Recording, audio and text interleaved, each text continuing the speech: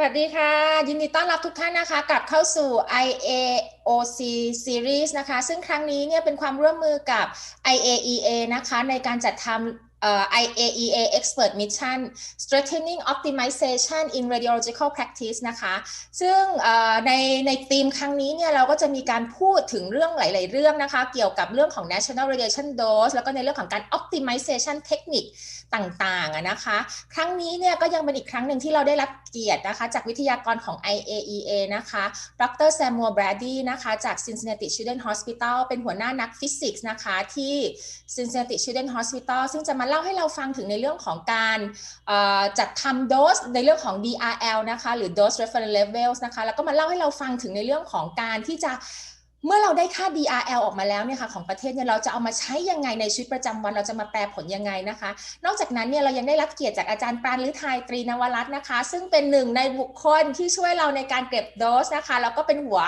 หอกสำคัญเลยที่ช่วยในการร่วมกับกรมวิทย์นะคะแล้วก็ทางปสเนี่ยในการที่รวบรวมโดสออกมาแล้วก็มาเอามาใช้นะคะยังไงก็ขอสวัสดีทั้งสองท่านค่ะ Good evening Sam and สวัสดีค่ะอาจารย์ปานสวัสดีค่ะนะคะ so please welcome Dr. Brady who is a chief medical physicist from Cincinnati Children's Hospital and also IAEA expert. He's going to give a talk about how to establish those reference level. Please welcome. Thank you for the welcome.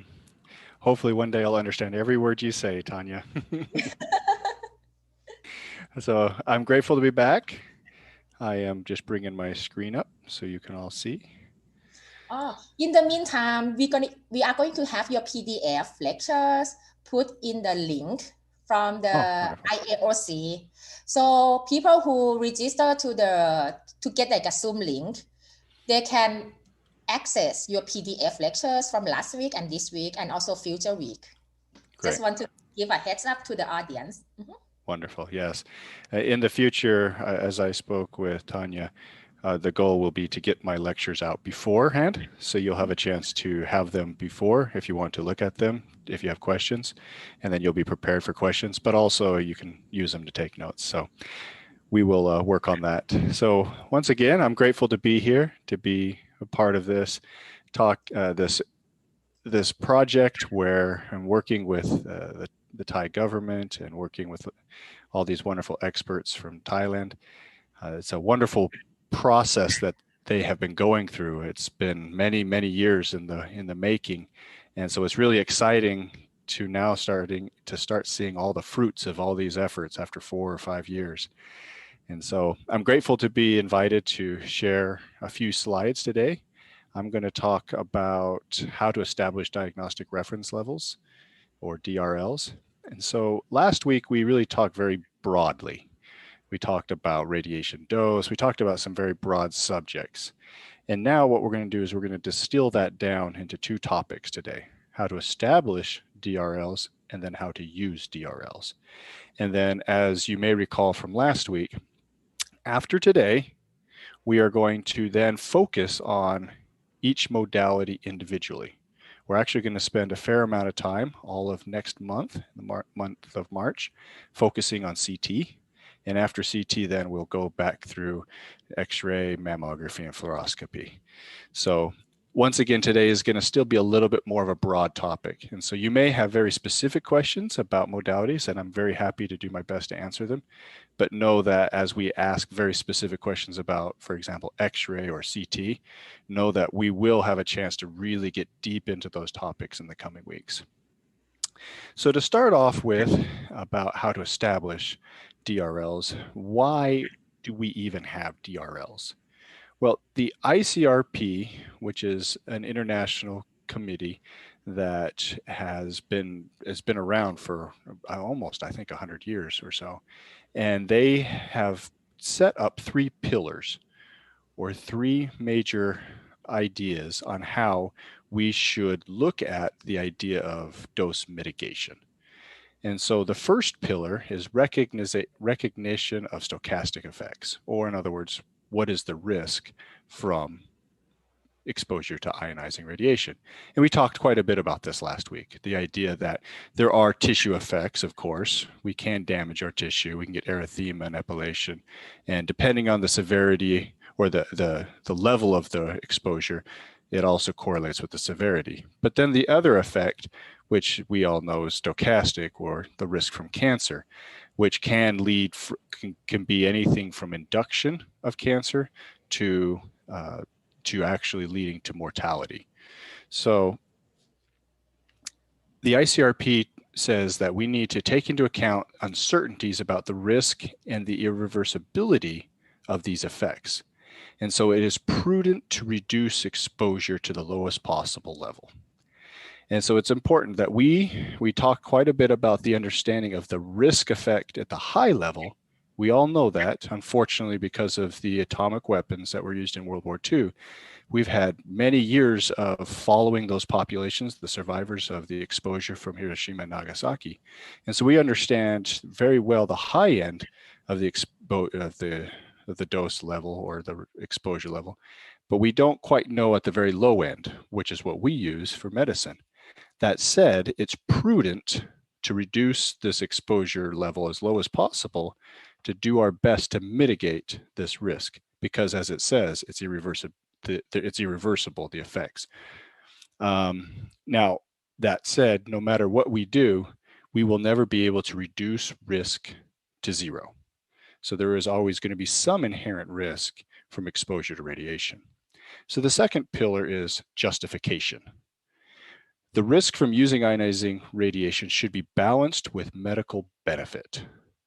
And we recognize that every day when we operate in the radiology and interventional labs. Excuse me. So what we need to do is define the appropriate benefit, that idea of benefit to risk ratio. And where possible, we need to consider a LARA, which is defined as low as reasonably achievable.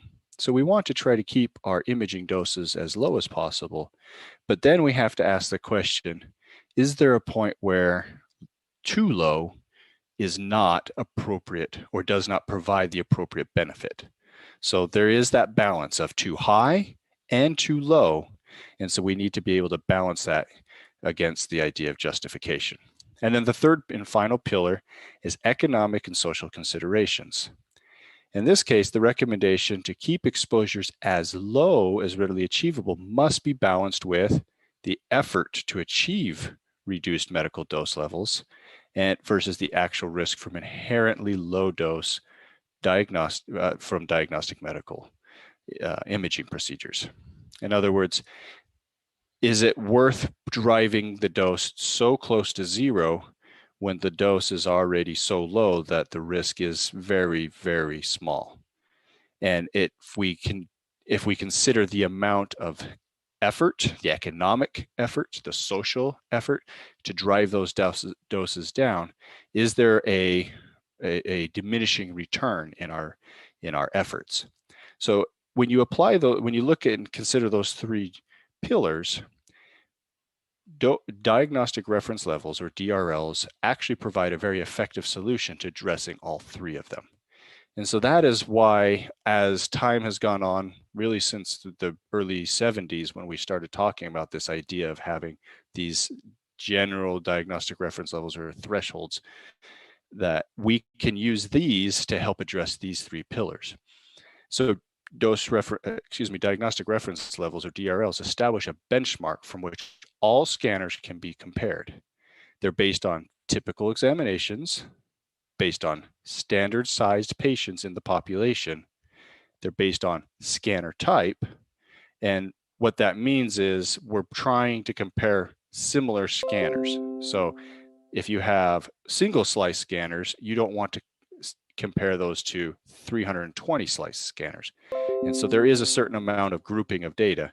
But when you consider how we can take all of this data and we can just kind of group it together, this gives us the opportunity to now start to see if the usage of one particular scanner is out of line with a more global benchmark.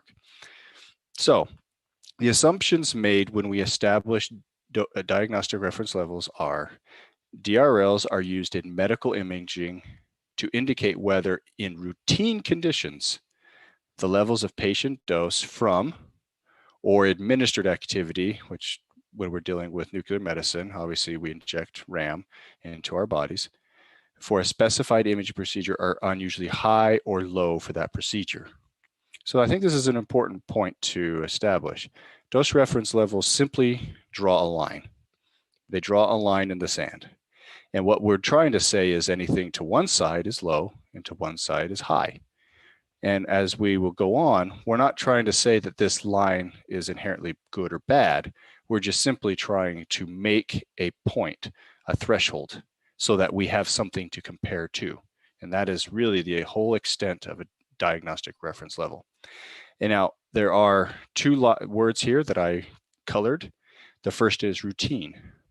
There are a lot of imaging techniques, protocols, procedures, and some of them can be very tailored and specialized.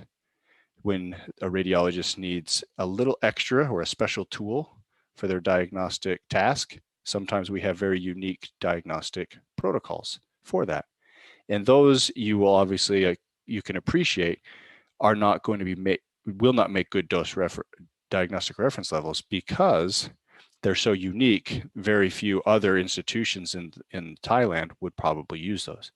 So the best thing we can do is we can find something that's routine, that is common among most imaging centers throughout the nation, so that when we compare that one or multiple routine protocols, we have a way to just get a good sample of how that overall imaging clinic is doing. Now, that's not to say that every protocol is properly optimized. That's not to say that every protocol is going to have the same concept of too low or too high dose. It just is a way to sample that if maybe these routine conditions are being met, they are within a, they're either low or high on the diagnostic reference level threshold. That is to say that probably everything else is going to be in somewhat of a similar flux. And what we're trying to do is we're trying to find the unusually high and unusually low values. That is to say that there will be some in the middle. And we're going to talk about what that means. But diagnostic reference levels are really good at finding the extremes and helping us to fix the extremes. So where can I find a good summary or reference to how to establish diagnostic reference levels? So the vast majority of my talk today, and both this very set of slides and the one that will follow in the coming hour, is taken from the ICRP publication 135, Diagnostic Reference Levels. So hopefully everyone has access to this. If not, I'm sure we can work with the IAEA to try to get everyone access to this very document. This document was written and has been updated after several years. The latest version is 2017, so this is a relatively new document, and it has step-by-step action levels on how to establish a diagnostic reference level and suggestions on how to interpret them. And so today I'm basically going to distill that, I can't remember, several hundred-page document into 2 talks. So prior to establishing national DRLs, the ICRP 135 report states that, or strongly suggests, that national legislative bodies should clearly identify organizations that are responsible for different components of collecting DRL data. And so I think it's important that we have a central focused power or authority that can help collect the group and keep the group focused. If we have some academics in one institution in Bangkok and another one in a completely different part of Thailand working, then there's going to be confusion, miscommunication, and ultimately there may be results that do not come together. So having a centralized authority to help guide and direct this is probably the very first step. And so in that, it can either be passed as legislature or law, or it can be just a matter of setting up a central group. And I know, for example, you have the AOP, right? The Atomic Office of, forgive me, I can't remember the IOP, AOP. I can't remember the acronym now, but I know that you guys have established that, and I know that they are going to be the clearinghouse for all of the national DRLs going forward. And so you guys have this set up, and you have established the correct personnel to run this, and we're going to hear from Dr. Panru Thai a little bit later, as she's done a phenomenal job kind of getting all of the building blocks put into place and having the first 4 or 5 years worth of data coming out, and obviously establishing the roles. And then ultimately this government body will then have the legitimacy to go and ask all of the various different hospitals and clinics to participate. And so that's why it's really important to have a kind of a single voice that will help guide the establishment of national DRLs. All right, so who can undertake the survey? Who should be the one that will begin the survey and collect this data? So the ICRP indicates that it could be as high as a government institution or health authorities and maybe a institution within the government. It could be based in a professional society or scientists. It could be individual academic institutions, hospitals, or it could even be as simple as local radiology facilities or standalone clinics.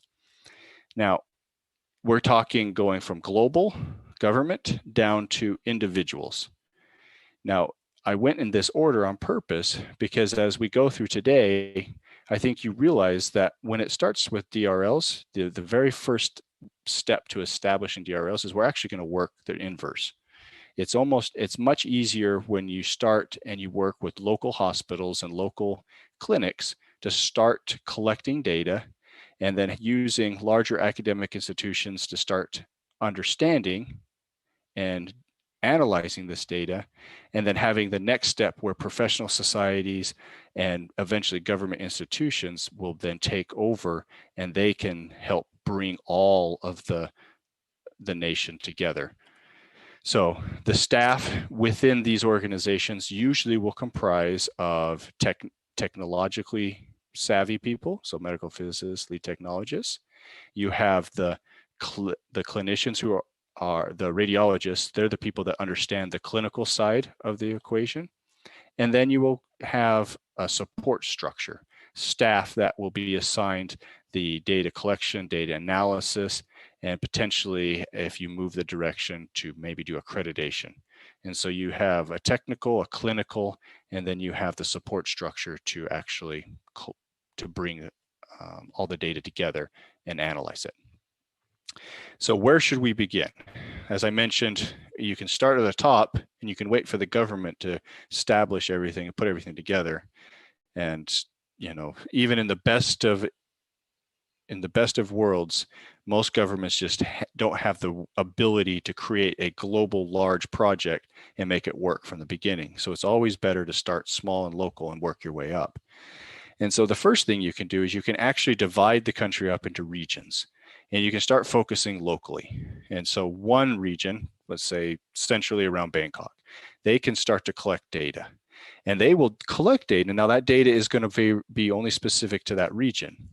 In theory, that data may apply to the data from a northern region or maybe a southern region in Thailand, but we don't know that until we eventually get all the data together. But at least we can start locally, and that local group can start building the infrastructure that will actually help collect national data. And so what we do is we look at these larger hospitals inside a local area, and they can start to collect and look at the dose from a variety of different protocols and the image quality. And in most cases, larger hospitals have the bandwidth to do this. They already maybe have the support structure. The radiologists may have time to work with the technologists and the medical physicists for optimization. And so in many ways, asking them to start to collect this data and to analyze it, they probably already have a lot of this put together. And so once we start collecting the local data, the next step as we start to compare local data, now we can start looking at the central versus northern versus the southern, we can start to make a little bit more, come to understand a little bit better of how the diagnostic reference levels will affect multiple regions instead of just the local ones. All right, so starting at the local level, you can go as simple and as small as looking at just maybe, for example, x-ray rooms, just a diagnostic reference at x-ray room, looking at 10 or 20 x-ray rooms and collecting common examinations that are performed in just a small sample of x-ray rooms. If you have enough, so if you have a relatively large hospital that may have 10 or 20 x-ray rooms, then you can start to collect the data from them, and you'll have sufficient amount of data that you can start calculating things such as the median of the dose distribution and the first and third quartile. And we have talked quite extensively already last week about how the DRL is defined as the third quartile or the 75th percentile of the data. So if you have a large enough pool of data, you can start to collect both the median and that DRL or the third quartile. Now, the third quartile has been simply established as I mentioned, that line in the sand that helps us understand kind of what would be outside of that. And if it's above the third quartile, we can start to call that or consider that an outlier. Now, if you don't have enough, if in that region, that local region, you don't have 10 to 20 x-ray rooms where you can collect a sufficiently large population of data, then you won't be able to necessarily calculate all of the statistics that you need, because if you just have a small population, it probably won't be robust enough to look at the extremes. But you can at least still calculate the median, the middle average of the data. All right. Now, yeah, that's what I just said. If there's only a few examination procedures, you can only use the median value for comparison. All right. So one thing you'll notice as you start collecting locally, and then as they will then eventually be compared to national values, local DRLs will typically be different than the national DRLs. They generally can be lower, especially if we're acquiring them in larger academic institutions. So here's a table from ICRP 135, table 2.2. If you have that document, you can always reference it on page 45. And this gives you an understanding of kind of what type of data can be used. So if you have a small healthcare with a few x-ray rooms and a small number of specialized protocols, we just said this, you can only really use the median value of that simple dose distribution to understand your data spread. And this data can only be used at that local institution or that local hospital. It's too specialized to start comparing it to other hospitals in that region. The next level, which would be kind of the local region. So now we're talking multiple, maybe, Bangkok's a very large city, but maybe in a smaller setting, you'll have multiple cities where you have a few hospitals. Now you can start to pool larger amounts of x-ray rooms, 10 to 20, as we indicated in the last slide. And from that, you can now establish both the median and the third quartile of your data. And these values can now be compared locally to all the hospitals in that region. As time goes on, as we start to collect data from multiple localities, you can then, of course, combine that nationally. And this becomes now something that's representative of similar facilities all over the country. And once again, you can now use the median value and the third quartile. And this is where you start to make that nationwide, and you can identify which facilities need to be optimized compared to the national standard. And then once you've established national DRLs, so we have Thai DRLs, it's good to actually look into the larger international region. So now you can look at several countries, maybe in the Indochina Peninsula. Maybe you can start to compare to local regions such as India, or you can go down into like Malaysia. Obviously, there are other Asian countries. China, no doubt, has their own. Japan, Korea, etc. And so as you start to look at other like or similar populations, you can have an understanding of how your DRLs, how they match up to other people's DRLs. And so as you establish your DRL, you kind of need to understand, is this a good DRL or a bad DRL? You know, does it skew high or does it skew low? And we'll actually talk about on that next talk. So the progression is from small individual clinics, specialized clinics, local clinics, national, and then international. All right. So which examinations and or procedures should we use to calculate or collect for DRLs? As we've already mentioned, they have to be common examinations. And there should be a priority given to which type of examination should be collected. So the very obvious and probably the easiest one to do is to start setting DRLs for the highest or the most commonly acquired exam procedures. So if you do standard upright AP 2-view chest in your digital radiograph room, then that's a wonderful one. But if for whatever reason as an institution you just don't do a lot of that, then that doesn't become a high priority.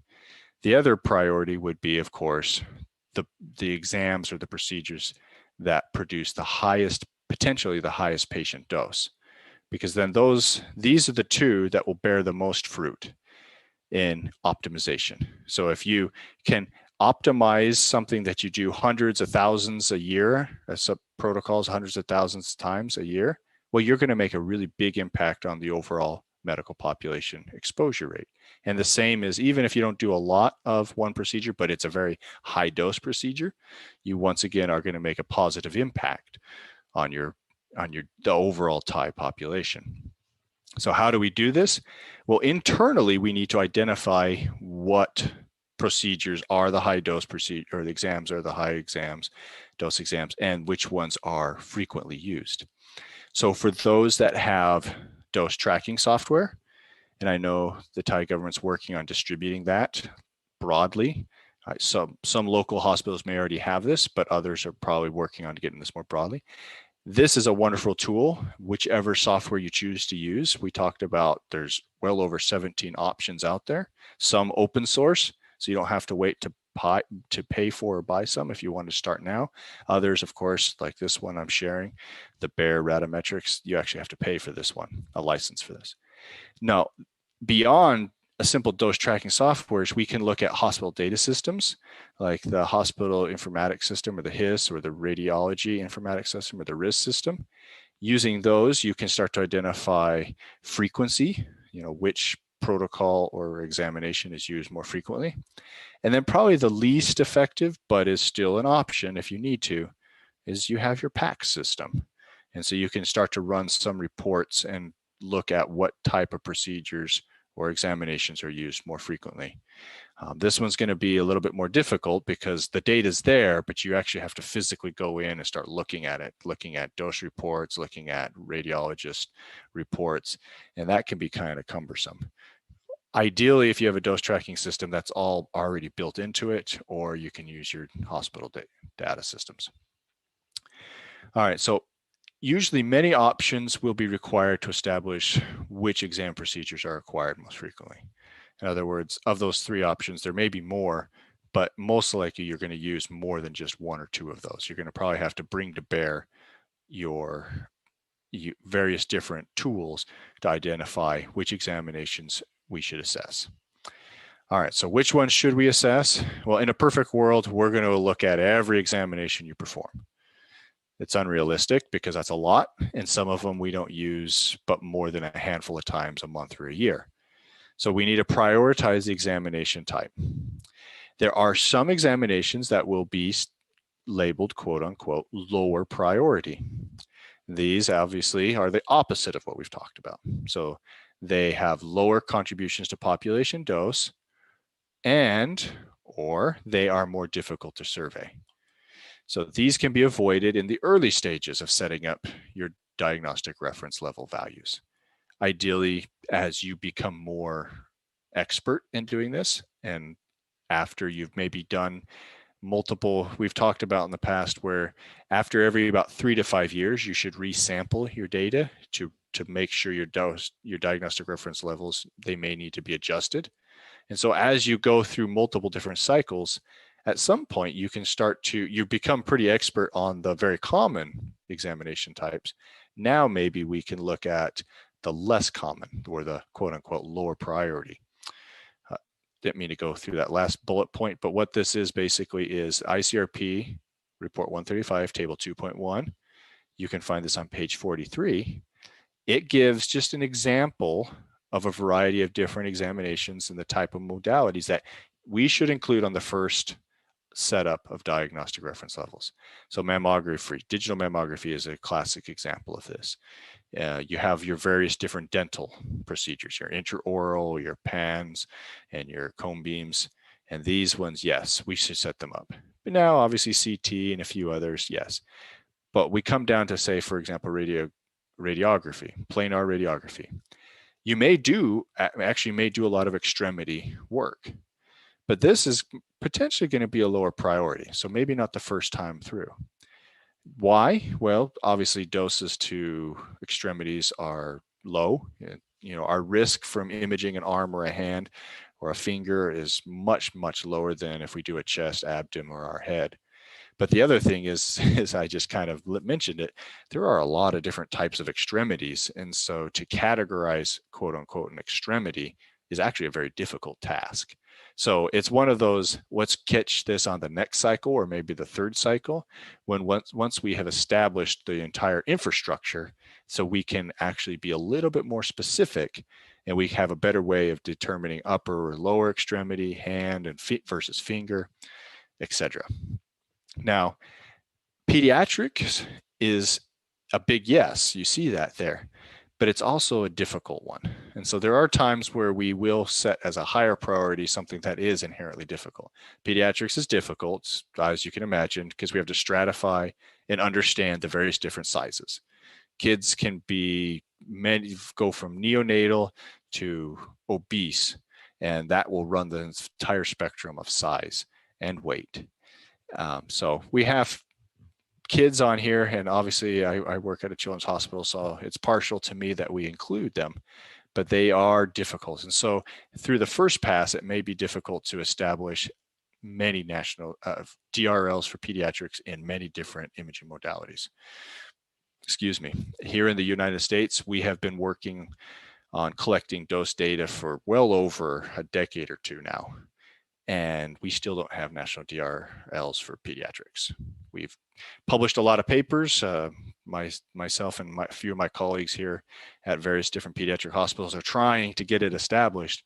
We hope one day it'll be done, but don't worry, because pediatrics is a hard one to cover.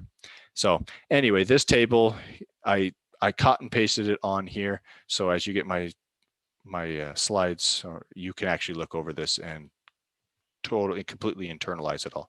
But the point here is that there are some priorities that we need to establish. All right, the next step we need to worry about or consider is that we have to be able to compare apples to apples. And we talked a little bit about this last time, about how the naming structure. And so one institution may call a upright two-view chest different. They may call it PA chest or chest, who knows what they are. They may just have different identifications. And so we need to be able to understand what hospital A calls a two-view chest, an upright two-view chest, and hospital B calls. And so as we identify which specific examination procedures we want to create for the DRLs, we then need to identify a way to understand what is considered similar.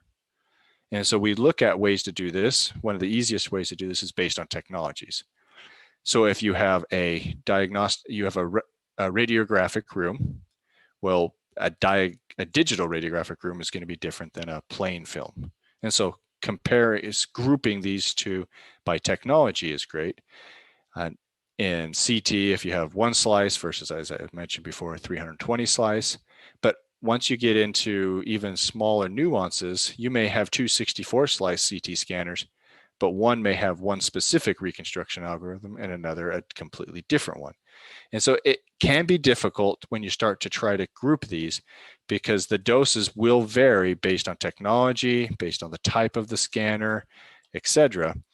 And you don't want to break your DRLs into so many small stratified groups, because what happens is if you have, I don't know, let's say 300 data points, and now you make 20 different categories, well, now you're maybe only getting 10 or 15 or 20 data points in each category. And so you don't have sufficient to do your calculations. And so you have to understand and weigh the pros and cons of grouping.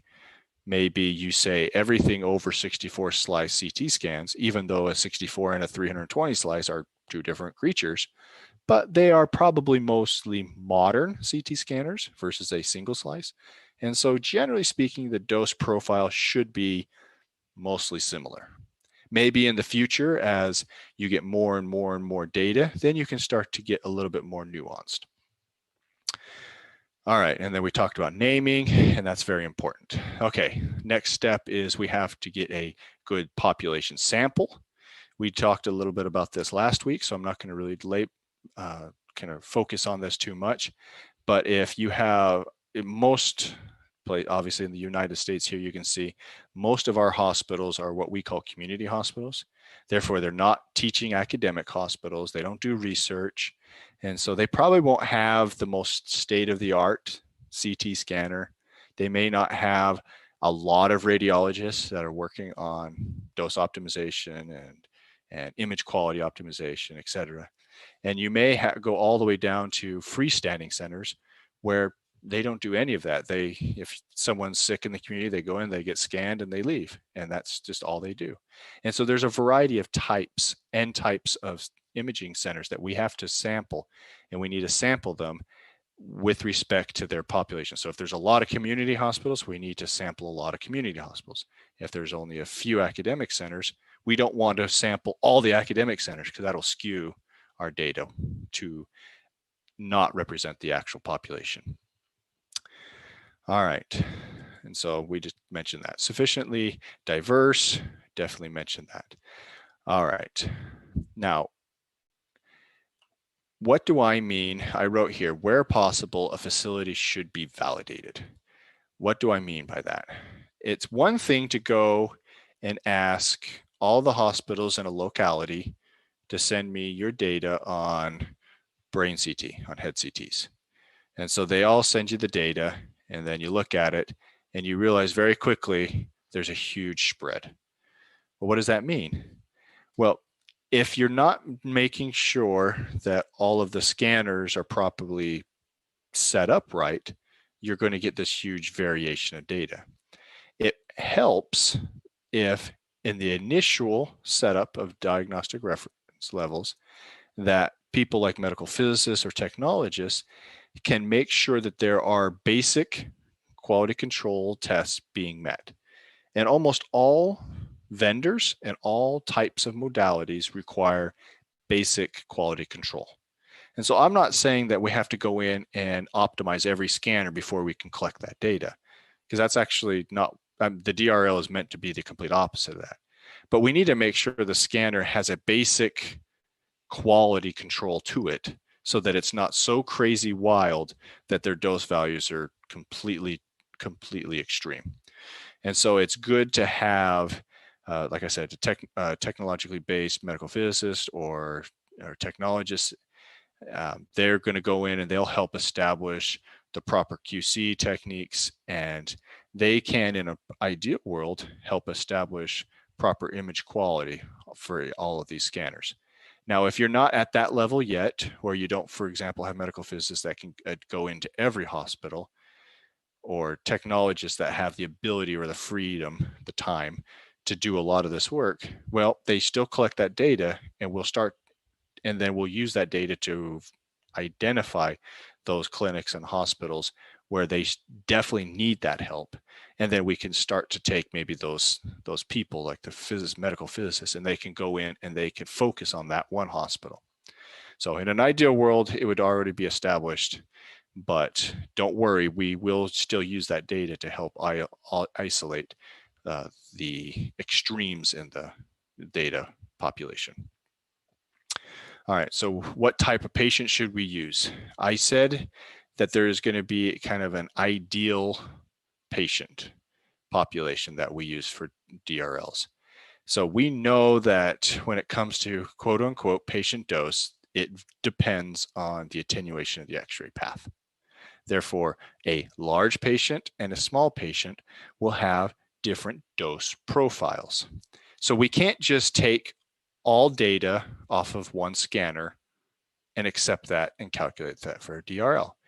Because if one scanner images nothing but obese patients and another scanner does nothing but neonatal patients, the dose levels are be so different that they're not comparable.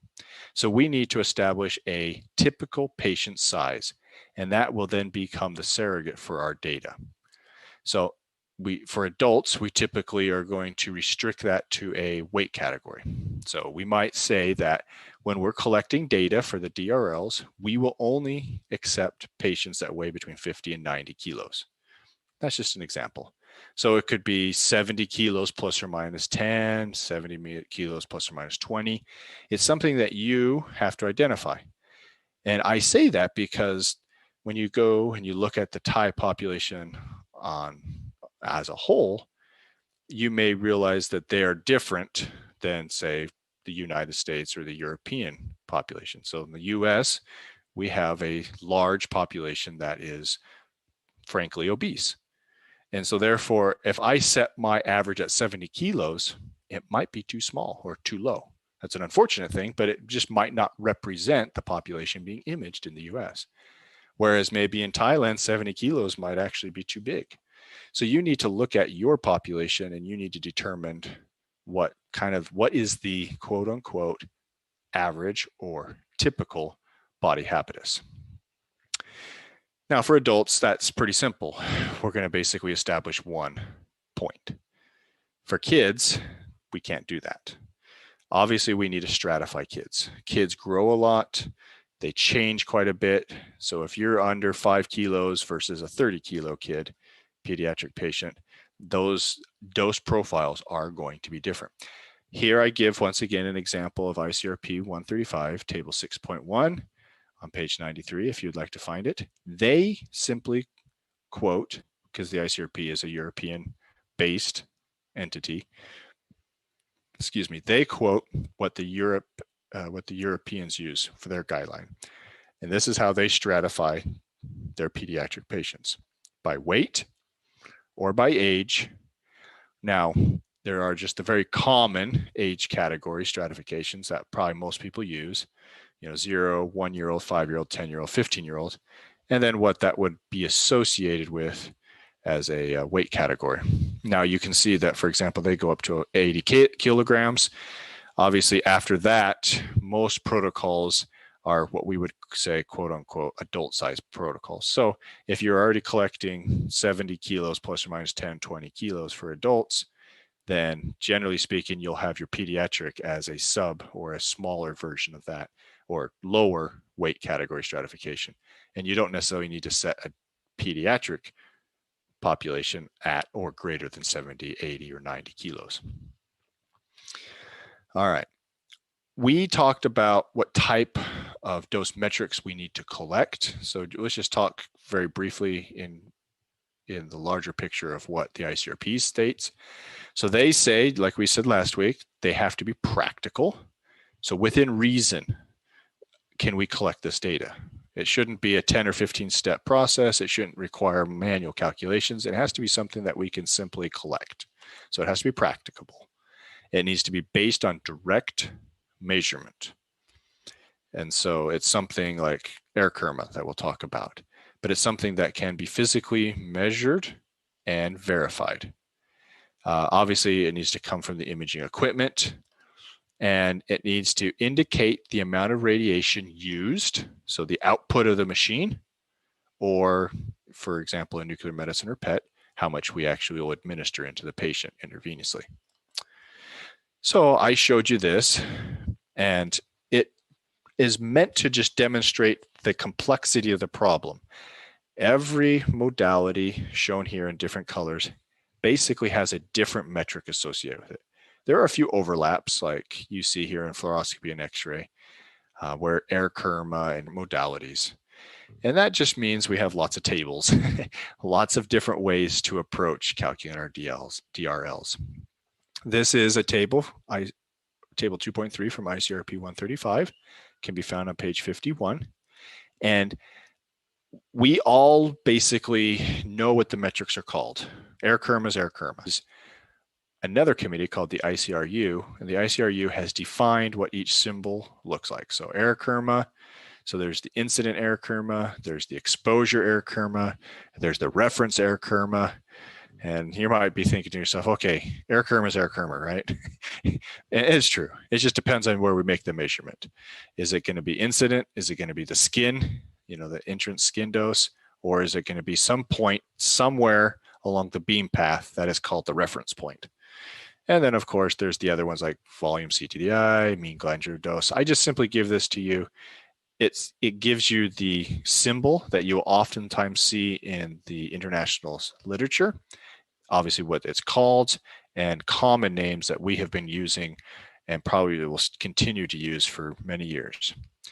And here the list just keeps going. And also it gives the units. So something that you've probably seen quite a bit, like air kerma, however you list it, its units are going to be in milligray. It also talks about other recommended quantities. And so obviously there's air kerma, and air kerma is kind of ubiquitous, especially among the planar radiographic areas like X-ray, fluoro, and dental and mammography. But there are some, for example, like fluoroscopy time, because it's a dynamic imaging technique. So in some cases, we may actually collect fluoroscopy time. And I'll give an example of why we do that, because it's not ideal, but sometimes we need to do that. And then, of course, here we go. Here's the rest of the table. So I'm not going to read all of this. Once again, I simply cut and pasted it here for your ability. And once you get my slides, if you're really interested, you can read all of this and understand all of the various different types of metrics, their units, and what they're called or referred to internationally. All right, so I also gave you this slide last time. I just want to simply quickly remind you that when it comes to calculating DRLs, effective dose is not appropriate. We can use that for publications. We can use that when we're doing local internal hospital comparisons. But when it comes to setting a DRL, we do not use effective dose. And there's two reasons for that. One, it's not measurable. And two, it does not relate to the output of a machine. So the IAEA, I just simply remind you what they recommend, since obviously this is an IAEA sponsored symposium. So for radiography, dental, and digital mammography or tomosynthesis, they recommend air kerma. Obviously for mammography, you got your mean glandular dose also.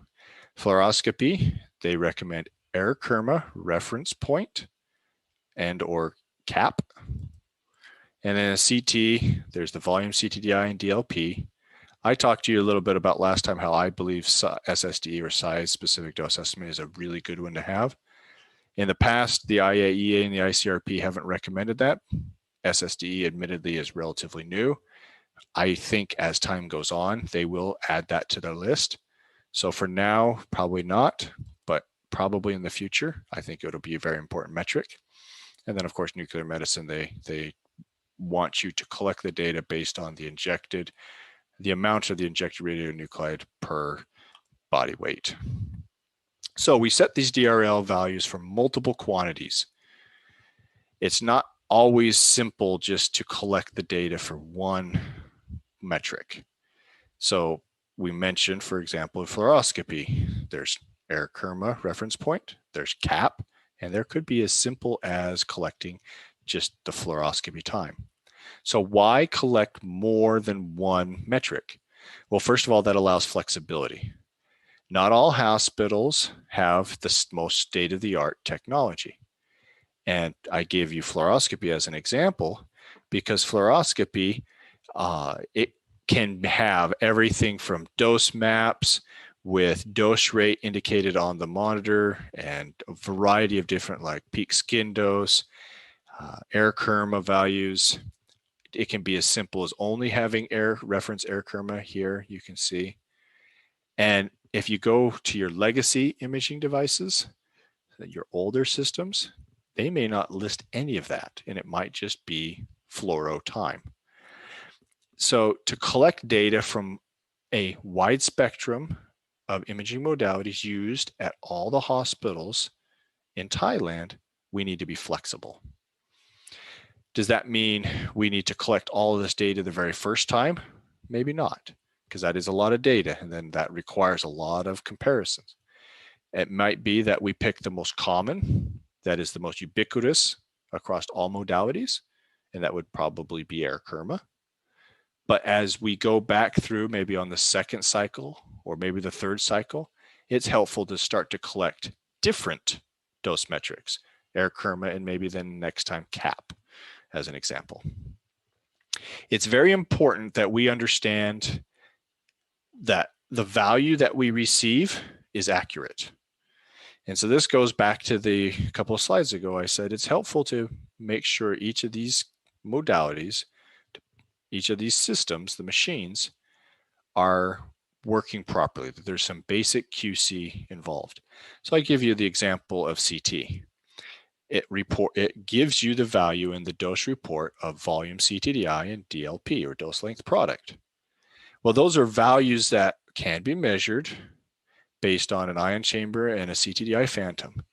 And so it's helpful to know that the value displayed on the scanner and ultimately recorded on the dose report is accurate based on something that we can physically measure. And so this is why we only collect dose metrics that we can measure, so that we can verify them. And it's helpful if you have the ability to make sure that the system has been verified and it is accurate. And that gives you confidence in your data, because once you get the data, you want to know that if there is a wide spread, well, is it because the machine is working properly, or is it not working properly? But if you know the machine's working properly, well, you just now know that that machine has got a larger output, and it helps simplify your task. All right, initial survey options. So we've talked about if you have the ability, you want 10 or 20 of any one machine type in a locality, so multiple different hospitals, and that gives you a sufficiently large population to start making median and third quartile or DRL calculations. If you don't have that, the bare minimum is looking at a few imaging techniques and 20 to 30 patients for fluoro diagnostic, digital radiography or film radiography and CT. And for mammography, it'd be 50. So once again, that's the bare minimum that the ICRP has established to help start collecting data. And then you want to do at least 20 or 30 facilities at that level. So 20 or 30 facilities where you get 20 to 30 patients of these three modalities and 50 for mammography. Ideally, the next step through, as you start to cycle on your next time, 3 to 5 years, you move away from manual data collection, where you're sending out surveys, which we talked about last week, asking them to fill in the data and send it back, either electronic or paper. It's very cumbersome because now you need a staff that will take that data, they will be able to input that data and then analyze it. As Thailand moves towards having electronic dose registry, where you have dose monitoring software at multiple locations, then that data now will start to feed into the calculation of DRLs in almost a real-time or constant basis. So once we have collected this data, what do we do? How do we make sense of the results? So the first thing we need to do is understand the data distribution. We need to remove nonsensical or extreme outlier data. A few very high values from incorrect data entry. So if you're still doing manual entry, they may have accidentally, instead of wrote 0.02, they might have wrote 20. Who knows? It's a complete opposite value. But incorrect data entry, and or potentially, instead of giving you a patient that was within 50 to 90 kilos, they gave you someone that was 140 kilos. And so accidents and mistakes happen, but we need to be able to identify those so we can remove them for the statistical calculations. Now, if you have access to statistical software, that's wonderful because there are a lot of different tests, statistical tests out there. Hopefully you just employ a statistician. That individual or individuals will be able to do all the various different calculations that you need. Very basic statistical calculations would include doing what's called an interquartile range, where you look at the data spread and you look at the third quartile and the first quartile, and you take the difference of that. That's called the interquartile range. That will give you an estimate of the spread of data at the center of your distribution. More sophisticated methods may include, for example, maximum normalized residual test. So basically what that means is you look at a normally distributed population and it will help you identify what are considered extremes. If none of these are a possibility, for whatever reason, you just don't have access to the statistical software or the know-how, a very simple way to do this is do what's called an ordered distribution, where you plot the data and you just simply take it from the lowest data point to the highest data point, and you put it in sequence, in order. And what does that do? Well, it helps you find these tails. It helps you find the extreme lows and the extreme highs. And it helps you find these inflection points. So from everything from probably here to here is distributed in a way that you would probably say, yeah, this is a low number, this is a high number, but it's within a reasonable distribution. But when you get this strong inflection and you get data that goes from reasonable to extreme in a matter of a few patients, then you know that there's probably some extreme nature in this data. Larger patients than what was supposed to be, or like we said, someone accidentally changed a number on the form. And so you can reasonably remove these values at the extremes to give you a better, more robust analysis for DRL calculations. This is just another way to look at it. So this was CT, looking at dose length products. This is just a planar radiography. Now you're looking at entrance surface dose for a chest PA or an abdominal AP projection. And so you see the normal distribution. You can see the solid line, which is the median, the dashed line, which is the mean. And then you can see a couple different hospitals grouped here. The data obviously is well localized here at these large histogram, kind of on the left side, but you have all of these crazy outliers out here. And so this helps you very quickly visually see which data is an outlier. So the common metric to assess what are common metrics that we assess for DRL quantity? Well, we need to calculate the amount of ionizing radiation used in the examination. So we've talked quite extensively about using the median value. And then we've also talked quite extensively about how the DRL is defined as the 75th percentile. Now, why the 75th percentile? Well, it was simply deemed as a useful marker, but it is, or was, and still is, a very arbitrary value. There is no scientific basis that if a hospital's head CTDI vol values are higher than the 75th percentile or the third quartile, it doesn't necessarily mean that they are garbage, horrible, bad images or too high a dose that then the risk is unacceptable. It's just that we simply said the third quartile will make the line in the sand. And then we need to go, and we'll talk about this quite extensively in the next talk, what is considered good for the high and the low. So let's just answer this quick question. Why the median value? So here I have the three most common average values you can calculate in statistics. There's the mode, which is the value, the most frequent value. So when you have a distribution, it's the point that's the most frequently used. The median, which is the point that is exactly in the middle of the distribution. So there's always going to be 50% of the data to the left of it and 50% to the right of it. And then there's the mean, which is what most people think about as an average, where you take the entire distribution and you take the average of it.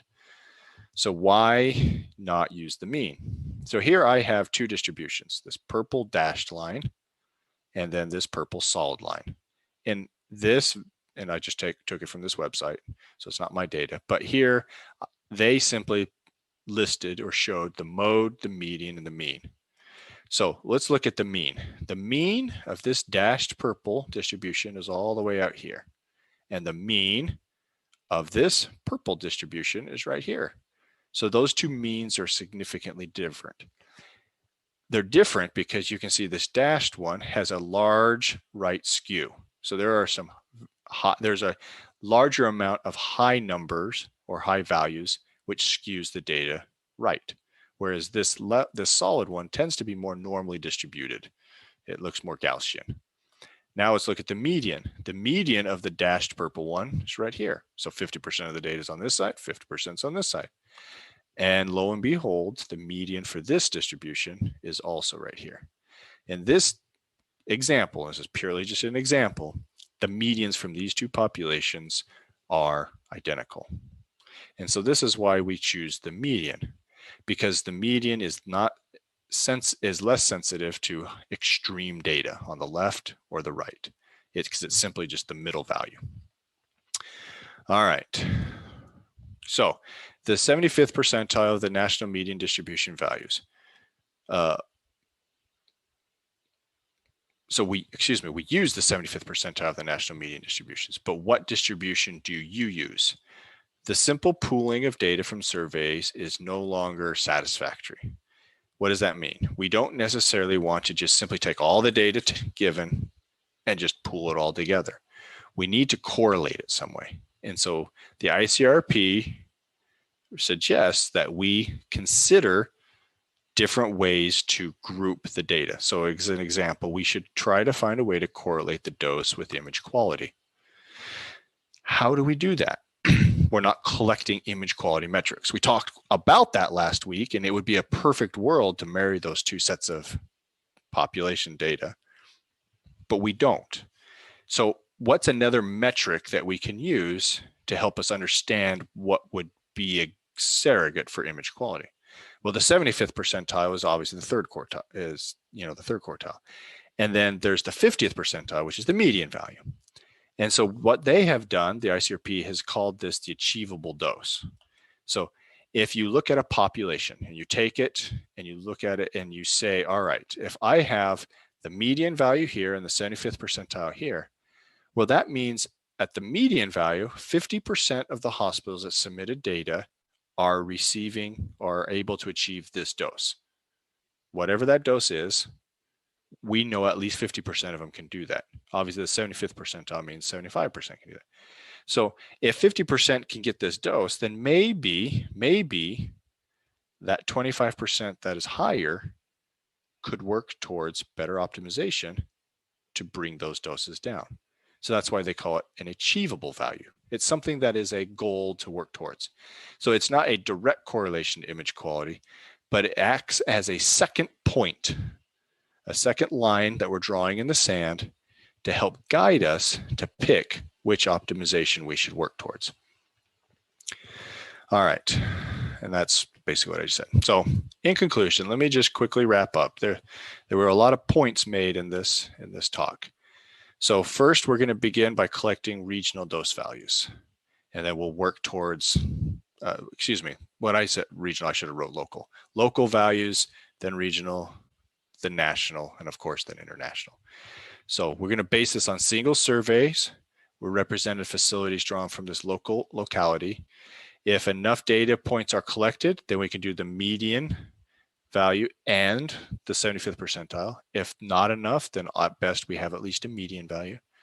And then prior to collection of the data, it is ideal, and the ICRP recommends it, that a medical physicist or a similar technologically specialized individual can go in and ensure that the imaging equipment is properly functioning, that it has a basic or minimum QC level established, so that you have confidence in the dose metrics that will come from that machine. We then will combine the regional dose values and establish national DRLs. And we're going to collect this data for very specific examinations and procedures. And we're going to begin with the highest priority exams and procedures, which typically include exams that are most frequently used and exams that have the highest patient dose. If the data sampling is sufficient, and hopefully it is at a national level, then you can calculate the 50th percentile, the median, which is the achievable dose, and the 75th percentile, which is, of course, the national DRL. And then we're going to establish the next step after that is establish an electronic data repository so that we can do ongoing cyclical every 3 to 5 years data collection for DRL analysis. And then finally, we can introduce image quality into the analysis. And so we said how AD kind of acts as a rough surrogate, but ultimately we need to find a way to correlate the dose that we're collecting and correlate that to image quality. And I think we'll talk mostly about that in my next talk on how we can then use the DRL for optimization. All right, thank you for attending this talk. I believe Tanya will have time for short questions now before we move on. Okay, so I am more than happy to answer any questions you may have. Thank you so much, Sam, for give us the overview and also basic background on the diagnostic reference levels. I like your explanation about mean, median, and mode, because that one is confusing me a lot. Because when we trying to say about like a DRL and people said this is 75 percentile, and it's still in my mind why we need to do that median number and 75 percentile. So this makes sense to me now, like because 75 percentile of the median value is 50% on low and high level. So I think this explains a lot in terms of the basic background on this thing. And I think for Thailand, we have done a lot of this thing already in terms of like a survey as like a manual correction data. Also, we have a Ministry of Public Health to help with like the national data collections and many things. So, Ajahn Pan ka, do you have any comments or you want to go for the next talk now? I think the very clear lecture from the ICRP and the audience will much easier than reading the ICRP yourself. It was a long document. I hope you enjoyed it. Quite sleepy when reading that. It is it's a good way to put yourself to sleep. Mm-hmm. Any questions from the audience in the Zoom meeting room? สามารถถามได้นะคะยกมือถามได้นะคะหรือว่าจะคอมเมนต์ก็ได้จะเปิดไมค์ให้ค่ะ So I think right now we don't have any questions, so we are going to go next talk. This is add-on talk from Dr. Panruthai that will give us an update on Thai DRL, where are we now, and also information and data of the level that we established in Thailand before we go to next talk. Next of your talk about how to use the DRL level. อาจารย์ปานเชิญเลยค่ะที่พูดภาษาไทยนะได้ช่วยพูดภาษาไทยเลยค่ะอาจารย์ Sam can understand Thai very well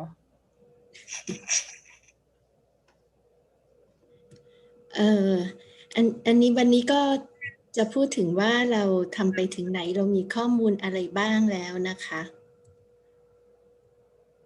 แล้วนี้หน่วยงานที่ทำในเรื่องของ DRL เนี่ยคงต้องบอกว่ากำลังสำคัญที่เก็บข้อมูล DRL ในประเทศไทยก็คือกรมวิทยาศาสตร์การแพทย์ซึ่งอันนี้เขาเป็นโปรเจกต์นะคะไม่ได้เป็นอยู่ในอะไรล่ะคะหน้าที่ที่เป็น job description แต่เป็น add on เข้ามาคือแต่ละปีเนี่ยเขาต้องทำโปรเจกต์เพื่อของงบประมาณแต่เขาก็จะได้งบประมาณในเรื่องของการทำ DRL มาตลอดเพราะว่าผู้บริหารของหน่วยงานเขาก็เห็นว่าทางกรมวิทย์เนี่ยสามารถ ช่วยประเทศด้วยการมีข้อมูลเหล่านี้ได้นะคะอีกกลุ่มหนึ่งที่ช่วยก็คือพวกทางกลุ่มโรงเรียนแพทย์แล้วก็ professional organization แล้วก็ตอนนี้อันนี้เป็นเหมือนกับอนุกรรมการของปส.เป็นเฉพาะกิจนะคะเพื่อว่ามองว่าภาพรวมเนี่ยมันจะไปยังไงทั้งหมดถึงจะสอดคล้องกันจะได้ไม่ซ้ำซ้อนที่ผ่านมาก็คือว่ากรมวิทย์ก็เริ่มเก็บ projection radiograph ตั้งแต่ปีงบประมาณ 2017 นะคะอันนี้ก็จะเก็บในการตรวจเหล่านี้ซึ่งถ้าตรงท่าแรดก็จะแยกออกจากกันก็จะนับได้7อย่างแล้วก็ในปีนั้นเขาก็เก็บdental radiograph ด้วยค่าที่เก็บนี้เป็นค่า ESAC เป็น entrance surface area ตอนนี้กรมวิทย์เนี่ยเขาสามารถจัดการเรื่องที่มันใหญ่ระดับประเทศได้เพราะว่าเขามีเซ็นเตอร์อยู่15 เซ็นเตอร์ทั่วประเทศแล้วแต่ละเซ็นเตอร์เนี่ยเขาก็จะอันนี้ที่ทางแค่นี้ยังมี2เซ็นเตอร์แล้วเขาก็จะมี area ว่าเขาคลุมจังหวัดอะไรบ้างแล้วก็จะเก็บข้อมูลจากแต่ละจังหวัดนะคะลงไปถึงจังหวัดแล้วเขาก็จะมีจัดประชุมล่วงหน้าก่อนเขาก็จะสอนว่าทำยังไงแล้วก็ส่งคนไปวัดเครื่องมืออย่างที่เมื่อกี้แซมได้พูดถึงว่าต้องดูว่าเครื่องมืออันนั้นเนี่ยสิ่งที่แสดงออกมาเช่น CT แสดงค่า CTDI ค่า DLP เนี่ยมันตรงไหมก็ต้องมีการวัดก่อนนะคะพอเสร็จแล้วพอ 2018 นี้เขาทำเรื่อง CT นะในขณะเดียวกันเนี่ยตอนนั้นเรามีโปรเจกต์เราเริ่มโปรเจกต์ 6043 คือโปรเจกต์อันนี้ค่ะที่ IAEA เข้ามาซัพพอร์ตในเรื่องของ expert มาเลคเชอร์ให้เราเนี่ยก็เลยกลายเป็นได้ความรู้สำหรับทั้ง2กลุ่มเลยที่จะทำข้อมูลสำหรับเพื่อ CT ตอนนั้นเราเริ่มทำแต่ว่าเป็น2กลุ่มพร้อมกันโดยบังเอิญไม่รู้กันมาก่อนพอมาเจอกันตอนแถวต้นปี 2018 ก็มีการประชุมคุยร่วมกันแต่ว่าในเรื่องของราชการเขาก็ต้องทำเป็นโปรเจกต์ของเขารวมกับใครไม่ได้นะคะก็เลยใช้เป็นวิธีว่าเป็น alliance กันแทนในการทำดังนี้ทางกรมวิทย์ก็จะเก็บในเรื่องของ brain chest whole abdomen นะคะแล้วก็จะเป็นเช่นใน chest ก็ส่วนใหญ่ในประเทศไทยเราทำ non C กับ C คู่กันอยู่แล้วก็จะเก็บเป็น2ชุดอย่างเงี้ยก็จะได้อันนี้ออกมาเป้าหมายของทางกรมวิทย์ที่ตอนไปเก็บนะคะเขาก็จะเก็บจากของโรงพยาบาลของกระทรวงสาธารณสุขโรงพยาบาลใหญ่ๆเป็นส่วนใหญ่ส่วนอีกกลุ่มหนึ่งที่เป็น THA 6043เนี่ยจะเก็บโปรแกรมประมาณนี้อันที่ต่างกันแน่ๆก็จะมีของ abdomen กับ chest abdomen pelvis อันนี้เคลียร์กันให้ตรงๆกันก่อนที่เลือกใช้คำนี้เพราะว่าอันนี้เป็นระหว่างประเทศเนี่ยค่ะคำว่า abdomen เขาจะหมายถึง upper abdomen ที่เราพูดว่า upper abdomen เนี่ยเขาเรียกกันว่า abdomen ที่เราเรียกว่า whole abdomen เนี่ยเขาเรียกว่า abdomen pelvis อันนี้ก็คือ chest whole abdomen ของไทยนะคะเราก็จะมีข้อมูล2อันนี้เพิ่มมาอันนี้ก็จะเป็นตอนที่เขามาเลคเชอร์ให้นี่ก็ค่ะแล้วพอถัดมาเนี่ยถึงได้พอมีอะไรล่ะคะพอเราเริ่มรู้ว่าประเทศเราจะกำลังสร้าง DRL establish DRL ไปเรื่อยๆเนี่ยก็จะมี subcommission อันนี้เกิดขึ้นมาที่เป็นอนุกรรมการเฉพาะกิจเพื่อมาดูว่ามันควรจะไปทางไหนและควรจะเป็นไปยังไงแล้วก็จะมีความร่วมมือระหว่างหน่วยงานต่างๆได้ยังไงนะคะถ้ากรมวิทย์เขาทำเป็นหลักตรงอื่นจะช่วยสนับสนุนได้ยังไงบ้างอันนี้ในปี 2019 กรมวิทย์ก็เก็บดิจิทัลแมมแล้วก็ในกลุ่มTHA 6043ก็ยัง continue เรื่อง CT ต่อไปนะคะแล้วเราก็ดูในเรื่องcardiac intervention ด้วยคือจริงๆไม่ได้เราทำหรอกค่ะเราหา alliance หาพันธมิตรที่จะช่วยทำตรง CT เนี่ยก็จะมีหมอกลุ่มหนึ่งเขาก็จะมาดูว่า coronary CTA ใช้โดสเท่าไหร่แล้วก็ในเรื่องของ cardiac cath เนี่ยค่ะก็จะเป็นหมออายุรแพทย์โรคหัวใจเพราะว่า2อันนี้มันมีคนเลสคำถามขึ้นว่าถ้าจะดู coronary artery เนี่ยทำ coronary CTA หรือว่า cardiac cath เนี่ยคนไข้จะได้โดสเยอะหรือน้อยมากกว่ากันเท่าไหร่อะไรเงี้ยนะคะมันก็เลยเป็นที่มาแล้วก็ทั้งสองกลุ่มเนี่ยเขาอยากทำอยู่แล้วเราก็เลยได้ข้อมูลตรงนี้มาด้วย coronary CTA ใช้โดสเท่าไหร่แล้วก็ในเรื่องของ cardiac cath เนี่ยค่ะก็จะเป็นหมออายุรแพทย์โรคหัวทำไมมีเสียงซ้ำโทษต่อไปค่ะการนี้พอถึงปี2020นะคะก็จะเริ่มมีองค์กรวิชาชีพเข้ามาร่วมด้วยก็จะมีราชวิทยาลัยรังสีแล้วก็มีสมาคมของ Intervention นะคะก็ได้จัดประชุมแล้วก็ได้ทางกรมวิทย์ก็เลยมาขอว่าเขาจะทำเรื่อง interventional เนี่ยแล้วก็ขอความร่วมมือจากทาง professional organization มันก็เลยเกิดขึ้นมาของ Neuro แล้วก็ Body ได้นะคะในขณะที่กลุ่ม6043ก็เวิร์กต่อไปในเรื่องของทางนิวเคลียร์คือหาพันธมิตรร่วมไปเรื่อยๆก็จะมีกลุ่มนี้เข้ามานิวเคลียร์เข้ามาแล้วก็มีเก็บเรื่อง Next CT อีกเพิ่มเข้ามาพอปี2011นะคะซึ่งเป็นปีหน้ากรมวิทย์ก็จะกลับมาอีกรอบหนึ่งถ้ามองแล้วก็จะเห็นว่านี่ประมาณ4 ปีนะคะแล้วตอนนั้นเก็บแต่ ESAC อย่างเดียวตอนนี้จะมีเก็บค่าKerma Area Product ด้วยเพราะว่าได้อุปกรณ์การวัดมาแล้วก็ในกลุ่มของที่เพิ่มขึ้นอีกคราวนี้ก็จะมี OAP ที่เข้ามาอีกในเรื่องของร่วมด้วยเยอะเลยในเรื่องการทำฐานข้อมูลเพื่อจะเก็บวิธีแมนนวลนะคะและด้วยจากโปรเจกต์6043เนี่ยทำให้ประเทศได้ Dose Extract Software มาซึ่งอันนี้ก็จะเป็นจุดเริ่มต้นของการที่เป็นดิจิทัลไม่ต้องเก็บแมนนวลนะคะจะทำให้อะไรมันง่ายขึ้นได้ไหมก็ทั้งสองทางจะเห็นว่าตอนนี้เริ่มทำคู่กันไปโดยไม่พยายามทำซ้ำซ้อนแล้วก็จะแบบว่าช่วยเหลือกันนะคะเป็นพันธมิตรทำงานด้วยกันผลที่ได้คืออะไรบ้างอันนี้ก็ตั้งแต่ปี2017อย่างที่บอกไปก็จะเป็น projection radiograph นะคะถ้าดูจำนวนจะเห็นว่าฟิล์มสกรีนเนี่ยมีแค่ 1,000 ในขณะที่ดิจิตอลเนี่ยมา 10,000 ข้อมูลที่มาต่างกันเกิน10 เท่านะคะแล้วก็จะเห็นว่า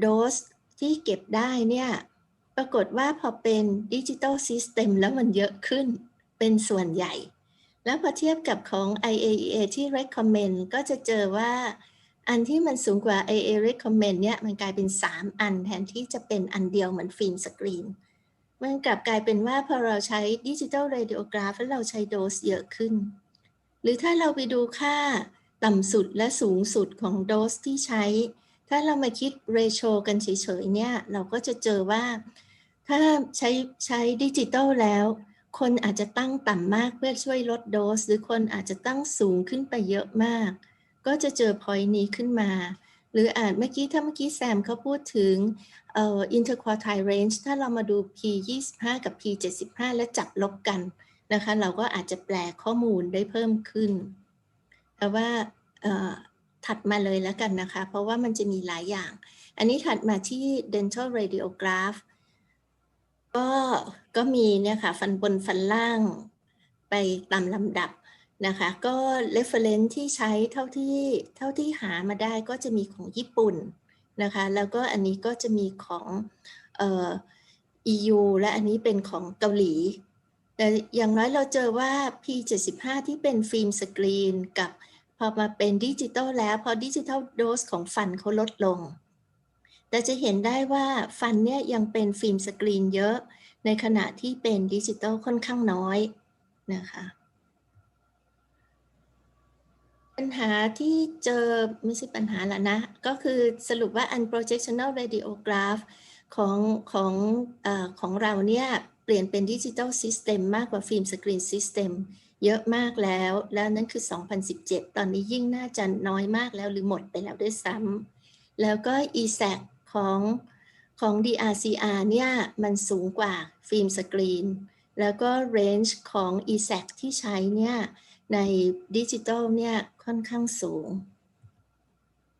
ถัดมาที่ CT นะคะ เนื่องจากว่าในปีนั้นเราเก็บข้อมูลกันจาก2โปรเจกต์ด้วยกันคือโปรเจกต์ของกรมวิทย์แล้วก็โปรเจกต์ของ6043นะคะและนี่ก็เป็นค่าที่เทียบกับประเทศอื่นๆในโซนของทางเอเชียหามาได้แค่3ประเทศนะคะประเทศอื่นยังไม่ค่อยมีของมาเลก็จะค่อนข้างเก่าหน่อยเป็นปี2013แล้วก็อันที่ใหม่ก็จะเป็นของญี่ปุ่นเพิ่งปีที่แล้วแล้วก็เกาหลีทำมาก่อนหน้านั้นอันนี้ก็หาอันที่ดูและมีข้อมูลเทียบกันได้มาให้ดูนะคะของทางกรมวิทยาศาสตร์การแพทย์เนี่ยนะคะเขาจะที่เก็บของสำหรับแต่ละการตรวจคือจำนวนโรงพยาบาลหรือจำนวนเครื่องอะค่ะจำนวนเครื่องบางการตรวจก็จะเป็น36บางอันก็สูงถึง97เพราะว่าบางอย่างไม่ได้ทำบ่อยในทุกโรงพยาบาลนะคะนี่เขาสำรวจจาก100โรงพยาบาลได้ข้อมูลมาประมาณนี้อันของกลุ่ม6043สำรวจจาก49โรงพยาบาลแล้วก็ได้ข้อมูลมาประมาณนี้นะคะอันนี้ที่เราเลือกใช้ว่าเอาเป็น64เพราะว่ามันเป็น isovoxel นะก็เลยเลือกตัดตรงนี้แล้วก็ดูว่ามาจากคนละกลุ่มแต่ถึงจะมาจากคนละกลุ่มเนี่ยข้อมูลไม่ต่างกันมากนักกลุ่มที่เครื่องมือดีก็อาจจะโดสลดลงได้บ้างเพราะว่ามี AEC แล้วก็มี iterative recon อยู่บ้างข้อมูลของเราอันที่จะดูสูงหน่อยก็คือ CT ในพวกของ abdomen นะคะดูไปทางค่อนสูงเมื่อเทียบกับประเทศอื่นๆแล้วก็อันนี้เป็นค่า DLP จะเห็นได้ว่าค่า DLP เนี่ยเนื่องจากว่าของ liver เป็น multi-phase พอเวลาจะคิดแบบเมื่อกี้นี้เนี่ยคือคิดเฟสเดียวคิด per phase นะคะส่วนอันนี้เป็น summation ของทุกเฟสก็เลยมาดูว่า DLP ของทุกที่เนี่ยแต่ละที่ใช้ต่างกันเท่าไหร่ยูเคต่ำมากเลยมาเรา2 เท่าของเขาแต่เราก็ไม่ได้สูงสุดนะสบายใจตรงนั้นหน่อยคราวนี้มาถึงตรงเด็กนะคะเด็กเป็นอันที่เราพยายามเก็บข้อมูลทุกอย่างเหมือนของผู้ใหญ่เหมือนกันแต่ว่ามันเก็บได้ค่อนข้างยากกว่าเราคิดว่า DRL เราน่าจะใช้ได้แค่เฉพาะช่วง3กลุ่มอายุหลังนี้เท่านั้นและเราจะเห็นได้ว่าพอเทียบกับที่อื่นเนี่ยเขาไม่ได้แบ่งกลุ่มเหมือนกันอย่างออสเตรเลียอาจจะเพราะจำนวนทำให้เขาแบ่งเป็น0 ถึง 4กับ5 ถึง 14เพราะว่าจะได้จำนวนเคสที่เพิ่มขึ้นแล้วก็เกิน20รายอะไรประมาณนั้นนะคะกลุ่มอายุที่แบ่งค่อนข้างแตกต่างกันของเราถือว่าตัวเลขในเด็กค่อนข้างต่ำเมื่อเทียบกับที่อื่นอันที่เก็บมาจากของทางกรมวิทย์เนี่ยอย่างที่บอกเขามี15เซ็นเตอร์นะคะแล้วเขาเก็บ CT ที่แบบว่า6การตรวจอันนั้นแล้วก็มาจากข้อมูลมาจากทุกภาคนะคะเก็บ135แต่ไม่ใช่ว่าทุกการตรวจจะได้มาจาก135เครื่องรวมแล้วก็จะได้มาประมาณ 4,000 การตรวจตัวเลขของเขาเป็นแบบนี้อันนี้ทำตามที่หลักการของ IAEA ทุกอย่างคือเขามีส่งคนไปวัดด้วยว่าวัดจากเครื่องได้เท่าไหร่แล้วที่มันดิสเพลย์ออกมาที่เรามองเห็นจากหน้าจอเป็นเท่าไหร่จะเห็นว่ามันไม่ค่อยเท่ากันนะคะอาจจะเป็นเพราะตัวเครื่องเองที่แสดงค่าไม่ตรงหรือจริงๆก็ในเรื่องของการวัดก็อาจจะเขาบอกว่ามันมี error ได้เป็นบางเปอร์เซ็นต์เหมือนกันแต่ส่วนใหญ่ก็จะเชื่อการวัดแต่เวลาใช้เราก็ใช้ตามดิสเพลย์เพราะว่าการวัดมันต้องใช้อุปกรณ์เครื่องมือและเราไม่สามารถมาแปลงกลับทุกรายได้นะคะ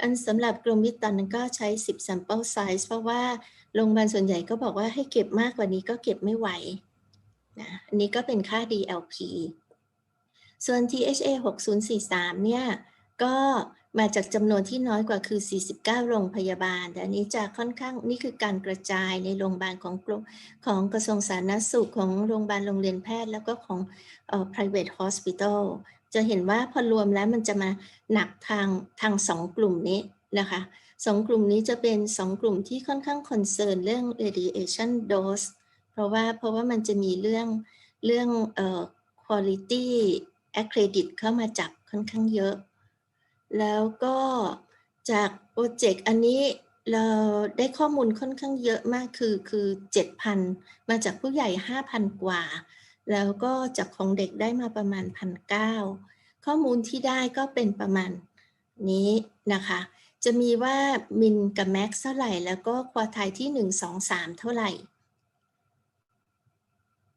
การข้อมูลพวกเหล่านี้จะแยกให้เลยเราก็จะรู้ว่าพวกที่ทำเบรนแบบฉีดคอนทราสต์เนี่ยเขาจะใช้โดสสูงกว่านอนคอนทราสต์อย่างเดียวซึ่งมักจะเป็นพวกทรมาเพราะว่าคนที่ทำเชสเฟสเดียวนะคะเขามักจะใช้โดสต่ำคือพวกนี้จะคอนเซิร์นเรื่องโดสและจะให้โดสต่ำอยู่แล้วในขณะที่พวกที่ทำ2เฟสมักจะให้โดสที่สูงกว่าส่วนอันนี้ก็จะเป็น upper abdomen whole abdomen แล้วก็ chest whole ตามลำดับอันนี้ให้ DLP ของการตรวจไว้ด้วยคืออันนี้รวมทุกเฟสที่ใช้นะคะเผื่อว่าที่ไหนจะเอาไว้อ้างอิงได้แล้วก็ในประเทศไทยเราเห็นว่าค่าเฉลี่ยของพวกที่ทำ upper abdomen หรือ liver เนี่ยอยู่ที่ 3.8 เฟสทำ whole abdomen 3.3 แล้วก็ 3.2 อันนี้ sample size เนี่ย 10-20 แต่ก็มีบางคนเก็บมาให้100 sample size ก็มี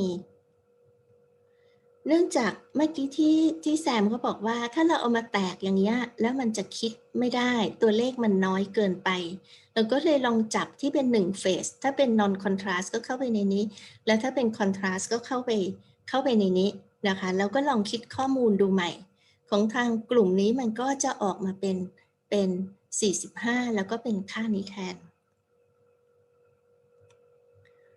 นี่กลุ่มของ coronary CTA เนี่ยข้อมูลจะมาจากโรงพยาบาลที่ทำ coronary CTA และเก็บข้อมูลให้ได้20 sample size หลังจากโทรติดต่อโรงพยาบาลที่มี cardiac center ประมาณ20แห่งมีที่ทางหมอเอ็กซเรย์ตอบว่าน่าจะมีเคสถึงเนี่ยอยู่11แห่งก็เลยเก็บข้อมูลจากโรงพยาบาลเหล่านี้มานะคะอาจารย์พิสิทธิ์ที่ธรรมศาสตร์นี้อาจารย์เป็นหัวหน้าทีมของในกลุ่มนี้นะคะหมอเป็นแค่ผู้ช่วยเหลือเป็น coordinator แล้วก็ได้ค่าเหล่านี้ออกมาจะเห็นว่าเนื่องจากมีการทำทั้ง prospective แล้วก็ retrospective gating ปริมาณของ DRL แต่มันก็ยังเป็น DRL ไม่ได้นะคะเพราะว่าแค่5โรงพยาบาลแล้วก็9เพราะฉะนั้นอาจจะเป็นน้อยกว่า local อีกนะ ไม่รู้จะเรียกเป็นไง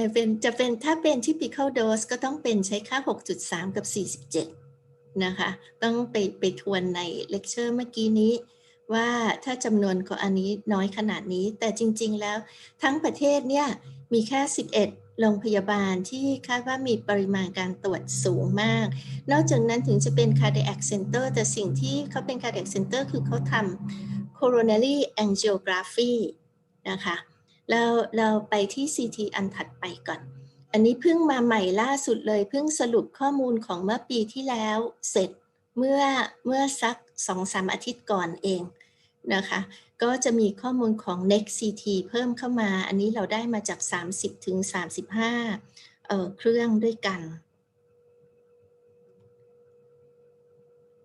ถัดมาที่เป็น Pediatric Brain นะคะเราจะเห็นว่าข้อมูลที่เกิน20เนี่ยมีแค่3กลุ่มช่วงอายุนะคะนอกนั้นเนี่ยน้อยกว่า20หมดเลยจำนวนค่อนข้างน้อยเพราะฉะนั้นเราคิดว่า establish DRL ถ้าจะทำมันก็จะได้แค่ตรงกลุ่มนี้เท่านั้นพอเวลาที่มีน้อยแล้วจะเกิดอะไรขึ้นมันจะมาจากกลุ่มโรงเรียนแพทย์เป็นส่วนใหญ่แล้วมันจะให้ค่าที่ต่ำเกินไปสำหรับ CT chest และ whole abdomen ก็เช่นกันอันนี้เราไม่ได้ขอเยอะเลยนะคะเราขอว่าแค่5เคสแต่โรงพยาบาลส่วนใหญ่ก็มีเคสไม่ถึงการที่ได้5เคสจริงๆก็ยังไม่แน่ใจเหมือนกันว่า5เคสจากแต่ละโรงจะมาใช้ establish DRL ได้ไหมนะคะแต่มันได้เท่านี้จริงๆแล้วก็เราก็เลยคิดว่าถ้าเราจะใช้เพื่อเป็น reference อาจจะได้แค่3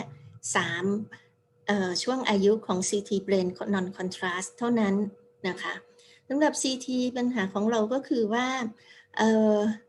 ในผู้ใหญ่เนี่ยถ้าใช้โดสในการตรวจ CT brain มันจะต่างกันประมาณ 2-3 เท่าแต่ถ้าเป็น CT body เนี่ยจะต่างกันประมาณ 7.5 ถึง 8.5 เท่า เครื่องมือที่ใช้ค่อนข้างหลากหลายนะคะเราไม่มีวิธีง่ายๆที่จะ compare image quality เรา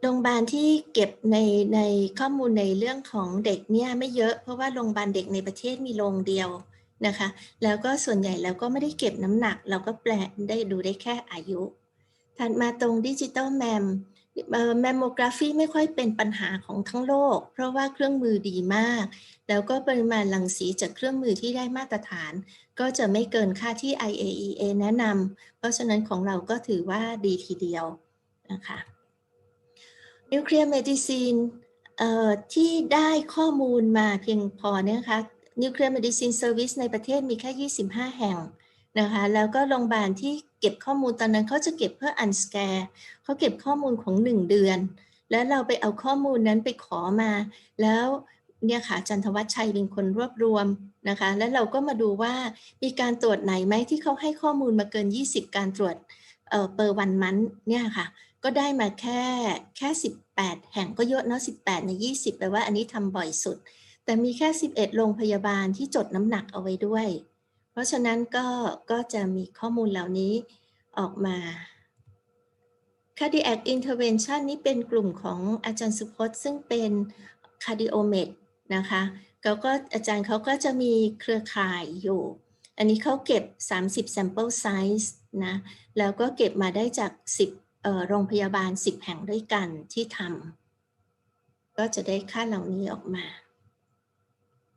อันนี้ก็แบบเป็นการตรวจ3อันที่ most common ของ cardiac ส่วน intervention เนี่ยมีเครื่องมือที่เขาสำรวจแล้วอยู่29เครื่องแต่เครื่องมือของbody กับ neuro บางในหลายที่ก็แยกกันนะคะอันนี้เป็นจำนวนการตรวจได้ประมาณเกือบ 1,500 การตรวจแต่การมาแบ่งเป็นการตรวจย่อยแต่ละอันก็อาจจะเหลือไม่มากนักนะคะของ body เนี่ยเขาเก็บข้อมูล5การตรวจก็จะมีค่าเหล่านี้ออกมาค่าอันนี้น่าจะเป็นค่าแคปเพราะว่าเป็นมิลลิกรัมเซนติเมตรสแควร์นะคะแล้วก็เป็นของนิวโรก็อีก5การตรวจแต่ว่าไม่รู้ว่าได้ข้อมูลมากน้อยขนาดไหนนะคะintervention เนี่ยเนื่องจากว่าแบ่งไปถึงหลายประเภทการตรวจถ้าดูจากจำนวนข้อมูลทั้งหมดก็อาจจะ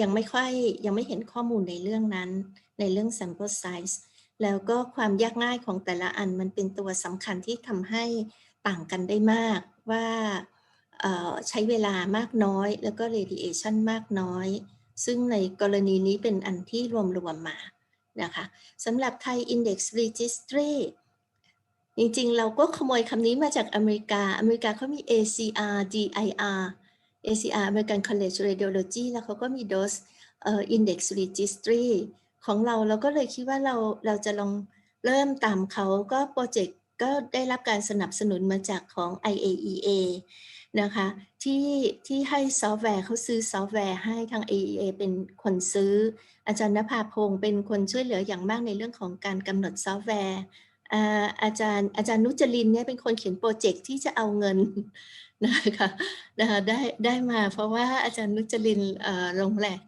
เขียนโปรเจกต์นะคะแล้วก็เราได้มา10ตัวหนึ่งก็จะเป็น Central Server อีก9ตัวก็จะอยู่ในจังหวัดต่างๆตาม area ที่ locate เอาไว้ในภาพนะคะนี่ก็มาจากงานนี้มาจากคนหลายคนที่เรากว่าจะได้ทั้งหมดมานะคะทั้งเป็นทีมทั้งเป็นรายตัวบุคคลซึ่งเราขอความช่วยเหลือหรือว่าเขายินดีเสนอตัวมาช่วยเหลือเราก็ขอบคุณทุกหน่วยงานไว้ที่นี้ก็จบแล้วค่ะ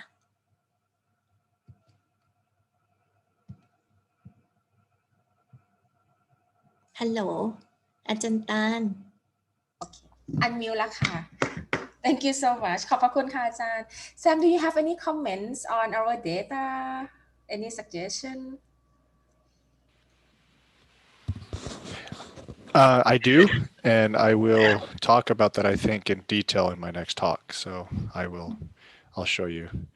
I understood everything Panrutai said, so I have lots of ideas. So I have two things that I want to clarify before we move on to the next lecture. First thing is about you talk about we should have maybe 20 or 30 facility or hospital or scanner to establish the diagnostic reference levels.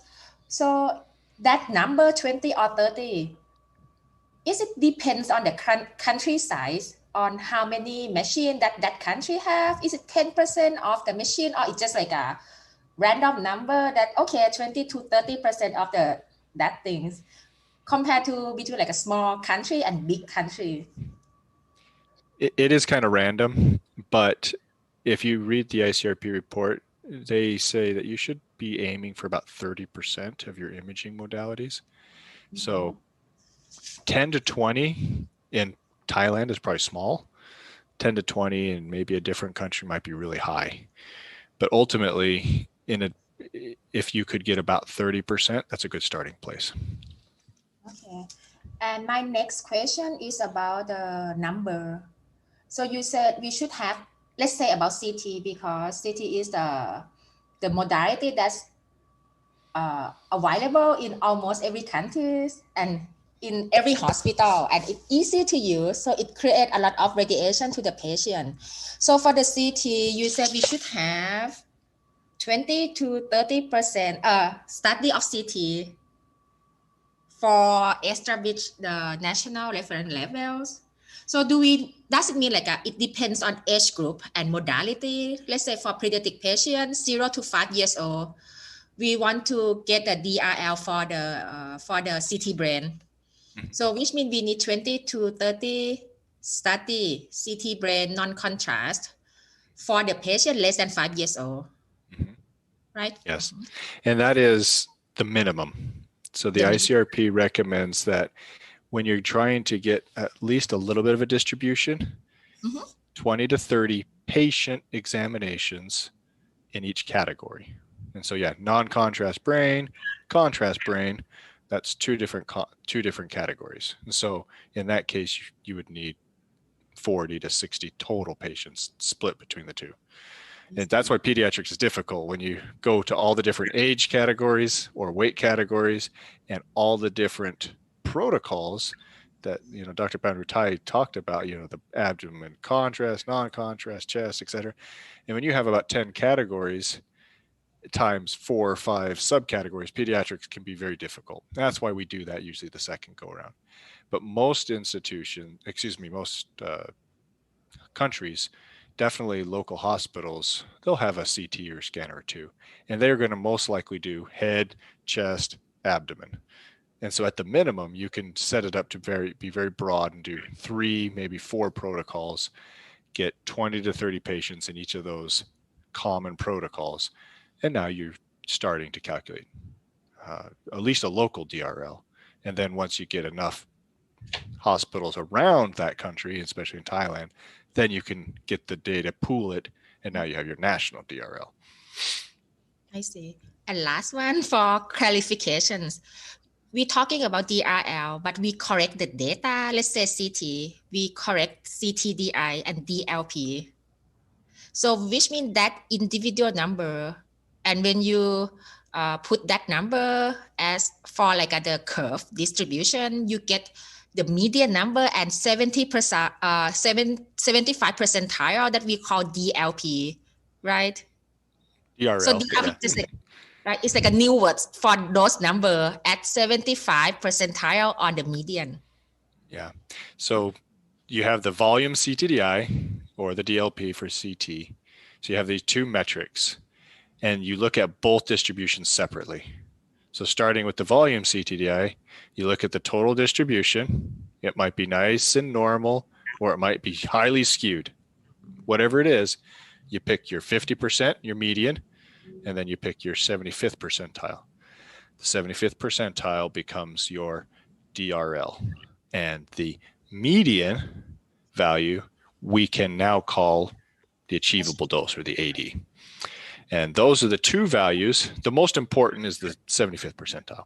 It's the DRL. That's the one we start with. That's the one that we're going to do all of our comparisons with. If you're one side of the DRL, we'll talk about that in a minute. What are strategies? What do we do? If we're on the other side, we also need to do some stuff.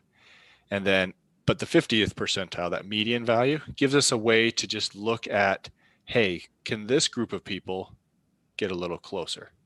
And you'll see that as you go through multiple cycles of calculation. So the UK, they've been doing this. We showed this last week. They've been doing this for 30, 40 years. And when you look at their data from the 70s to the 90s to the 2000s, their 75th percentile, their DRL, has slowly gone down.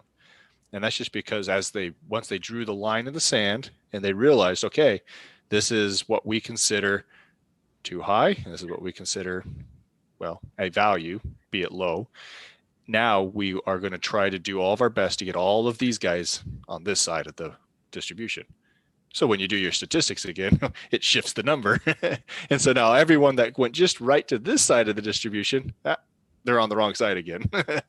And so it's a constant cycle, and it's a good cycle because it really gives everyone in Thailand, in the nation, a chance to review your image quality at some periodic level, and not image quality, but dose. So technically both. And so if you don't naturally do that all the time, when Dr. Panutai gets all of those data and they are published, through the Ministry of Public Health, and once that's published across the nation, it's going to now require or ask all the hospitals to at least every couple of years assess their doses and their image quality. And that's probably one of the best things about it. No matter where you lie on that spectrum, it at least gets you to ask the question, is this good or bad? เชิญค่ะอาจารย์ Sam, I would like to ask about the nuclear medicine that only 20 service hospitals. So if it is about the 30% of 20 hospitals, can we say DRL? So the answer is, it would be, in that case, you're probably going to need to get more like 50%. You're going to want to get more, because if you have a couple, I'm assuming they're evenly or they're going to be some private and probably some in your public or your academic. And so your private population may be slightly different than your public population. And so if you only get one or two here and one or two here, the distribution won't really match up well. And so when you have a very small group like PET imaging, because PET is usually smaller than nuclear medicine in general, you might need to ask for 50, 60% participation. And hopefully you can get that. If you can't, you still have data, but you might not be able to do a 75th percentile. So let's say you only have 5 scanners and you get 20 to 30 patients off those 5 scanners. You probably won't be able to calculate a 75th percentile for the nation, but you still have the median.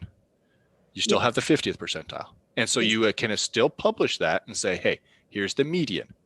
And now as that becomes more popular, maybe you get a few more nuclear medicine centers, a few more PET centers, then the next cycle, hopefully you'll have a little bit more data, and then you'll be able to eventually get a full distribution for a DRL. But yeah, 20 or 30%, or 30% on 10 scanners is not going to be quite enough for a national value. Let me clarify something in Thai. ก็ที่เมื่อกี้ถามคุณแซมนะคะอยากอธิบายเป็นภาษาไทยนิดนึงเพราะว่าอันนี้เป็นสิ่งที่อยู่ในใจมาตลอดเพราะฟังแล้วก็ยังแบบ get stuck อยู่ว่า DRL แต่พอเรามาดูในตัวเลขของ CT ที่เราดูมันมีแค่ CT-DI กับ DLP แล้วพอประกาศ DRL ออกมาแล้วไอตัว DRL มันอยู่ตรงไหนของไอตัว CT report นะคะที่เมื่อกี้ที่ถามคุณแซมก็คือว่าถ้าอย่างนั้นคำว่า DRL จริงๆเนี่ยมันหมายถึงตรงไหนที่เขาก็ตอบมาก็คือเขาก็บอกว่าไอตัวเก็บ อาจารย์ปานช่วยแก้ด้วยนะคะถ้าเกิดหนูพูดผิดคือเก็บไอ DI CT-DI กับ DLP แล้วเอาค่ามาเรียง 75% ไทยถือเป็น DRL แล้วก็ถ้า 50% ไทยถือว่าเป็นค่า median หรือ achievable dose ซึ่งก็คือแสดงว่าจริงๆแล้วใน practice ของเราถ้าสมมติว่าเราจะทำงานอย่างเงี้ยค่ะในฐานะรังสีแพทย์เนี่ยเราสามารถดูไอ้ค่า dose report ถึงแม้ว่าค่ามันอาจจะไม่ตรงกันเป๊ะ 100% กับค่าที่กรมวิทย์ไปวัดหรือว่าแต่มันก็คือยังพอที่วิ่งไปด้วยกันได้แล้วเราสามารถดูตัวนั้นเนี่ยเพื่อบอกว่าสิ่งที่เราทำเนี่ยมันเทียบได้ยังไงกับค่าของ national DRL อันนี้ว่าจันปานิดนึงค่ะเดี๋ยวนะคะเดี๋ยวให้เด็กๆอันมิวให้ อันมิวค่ะอันมิวว่าจันปานิดนึงค่ะคือต้องมีอยู่ว่าในรูทีนที่เราทำงานแล้วบอกว่าถ้าต้องดูว่าคนไข้เราผอมหรืออ้วนด้วยเพราะเวลาที่เก็บต้องเป็น standard size person พอเวลาที่ทำงานก็ต้องเช็คว่าอันนั้นคือ standard size person แล้วจริงๆไอตัวแฟนทอมถูกไหมคะอาจารย์ว่า16 standard size patient ของเราคือ60กิโล60กิโลกรัมแล้วก็ข้อมูลที่เราเก็บplus minus 15 กิโลกรัมนะคะเพราะข้อมูลที่เอามาแล้วเรามาหาค่ามีเดียนสมมุตินะว่าโรงพยาบาลของเรามีค่ามีเดียนโดสของคนไข้ที่เราเก็บมา 20-30 คนเนี่ยเท่ากับ DRL พอดีจริงๆในหลักการคือเราผ่านใช่ไหมเหมือนกับถ้าอย่างนั้นบอกว่าถือว่าใช้ได้อยู่ไม่ได้เป็นส่วนสูงเกินแต่จะเห็นได้ว่าครึ่งหนึ่งของคนไข้ที่เราตรวจก็ต้องได้โดสสูงกว่า DRL เพราะค่ามีเดียนอยู่ที่ DRL ไม่ได้แปลว่าเราผิดเพราะถ้าได้คนไข้น้ำหนักเกินกว่า60กิโลมันก็จะต้องสูงกว่าค่า DRL อย่าเอามาจับว่าตอนทำงานแล้วสูงกว่า DRL แล้วต้องลดลงมาให้เท่ากับ DRL ไม่ใช่ยังไม่ต้องถูกไหมคะแต่ถ้าสมมติว่าอย่างที่กระโดดไปเยอะๆคนไข้ตัวผอมแต่คนไข้เราได้โดสสูงแต่ถ้าอย่างนั้นคือ assume ว่าถ้าสมมติเรายังไม่ต้องทำอะไรเพียงแต่ว่าเรารู้ awareness มี awareness ขึ้นมาแล้วพอเป็น next cycle ของการ run DRL ไอ้ค่า national DRL อาจจะมีการเปลี่ยนแปลงเนื่องจากมีการ awareness เพิ่มขึ้นมันก็จะ shift curve แล้วก็ทำให้ไอ้ตัว 75% ไทยนี่มีค่าน้อยลงได้อีกแล้วเราค่อยมาปรับตอนนั้นก็ได้ด้วยเทคนิคที่ดีขึ้นหรือด้วยอะไรที่ดีขึ้น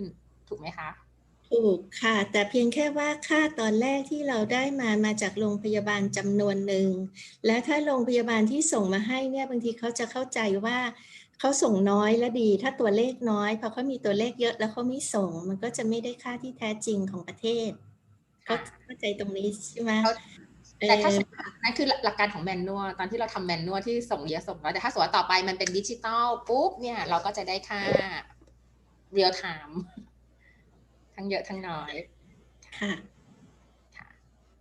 Okay so Sam next topic and I am very interested in how to integrate this DRL stuff to my daily work and how can I comment or use that DRL and tell my technologists what is the next step that you should do please all right that's a great setup thank you Tanya okay so there we go my next topic is really just an extension of the first talk how do we establish now how do we use these DRLs and the values that Dr. Panuttai discussed and demonstrated. I have several examples from her slide deck, and we're going to talk kind of broadly and globally. We're not going to really get into the detail of all of her data, but I have some suggestions and some ideas as I've read through the data.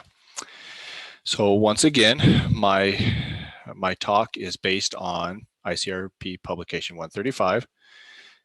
So I hope to summarize the usage of DRLs that document discusses and details. So using DRLs. For the first, DRLs are used as a practical tool. So we're meant to do this. They're established for diagnostic radiology, nuclear medicine, and our interventional labs, both IR and cath lab.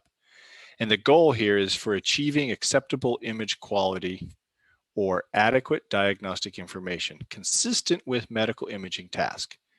This is the overall goal. The goal is not to get the lowest dose or the highest dose, which would be obviously crazy, but the goal is not just to go lower, lower, and lower. The goal here is to have acceptable image quality to provide the proper diagnostic confidence to our radiologists. DRLs are used then to help manage the radiation dose so that we get the proper image quality and we have the ability to answer the clinical diagnostic task. So the objective of a DRL is to help avoid delivering excess radiation that does not contribute to a clinical task. And this is accomplished by comparing your local values at your local hospital or clinic to these new national values that Dr. Panutai and her team have established.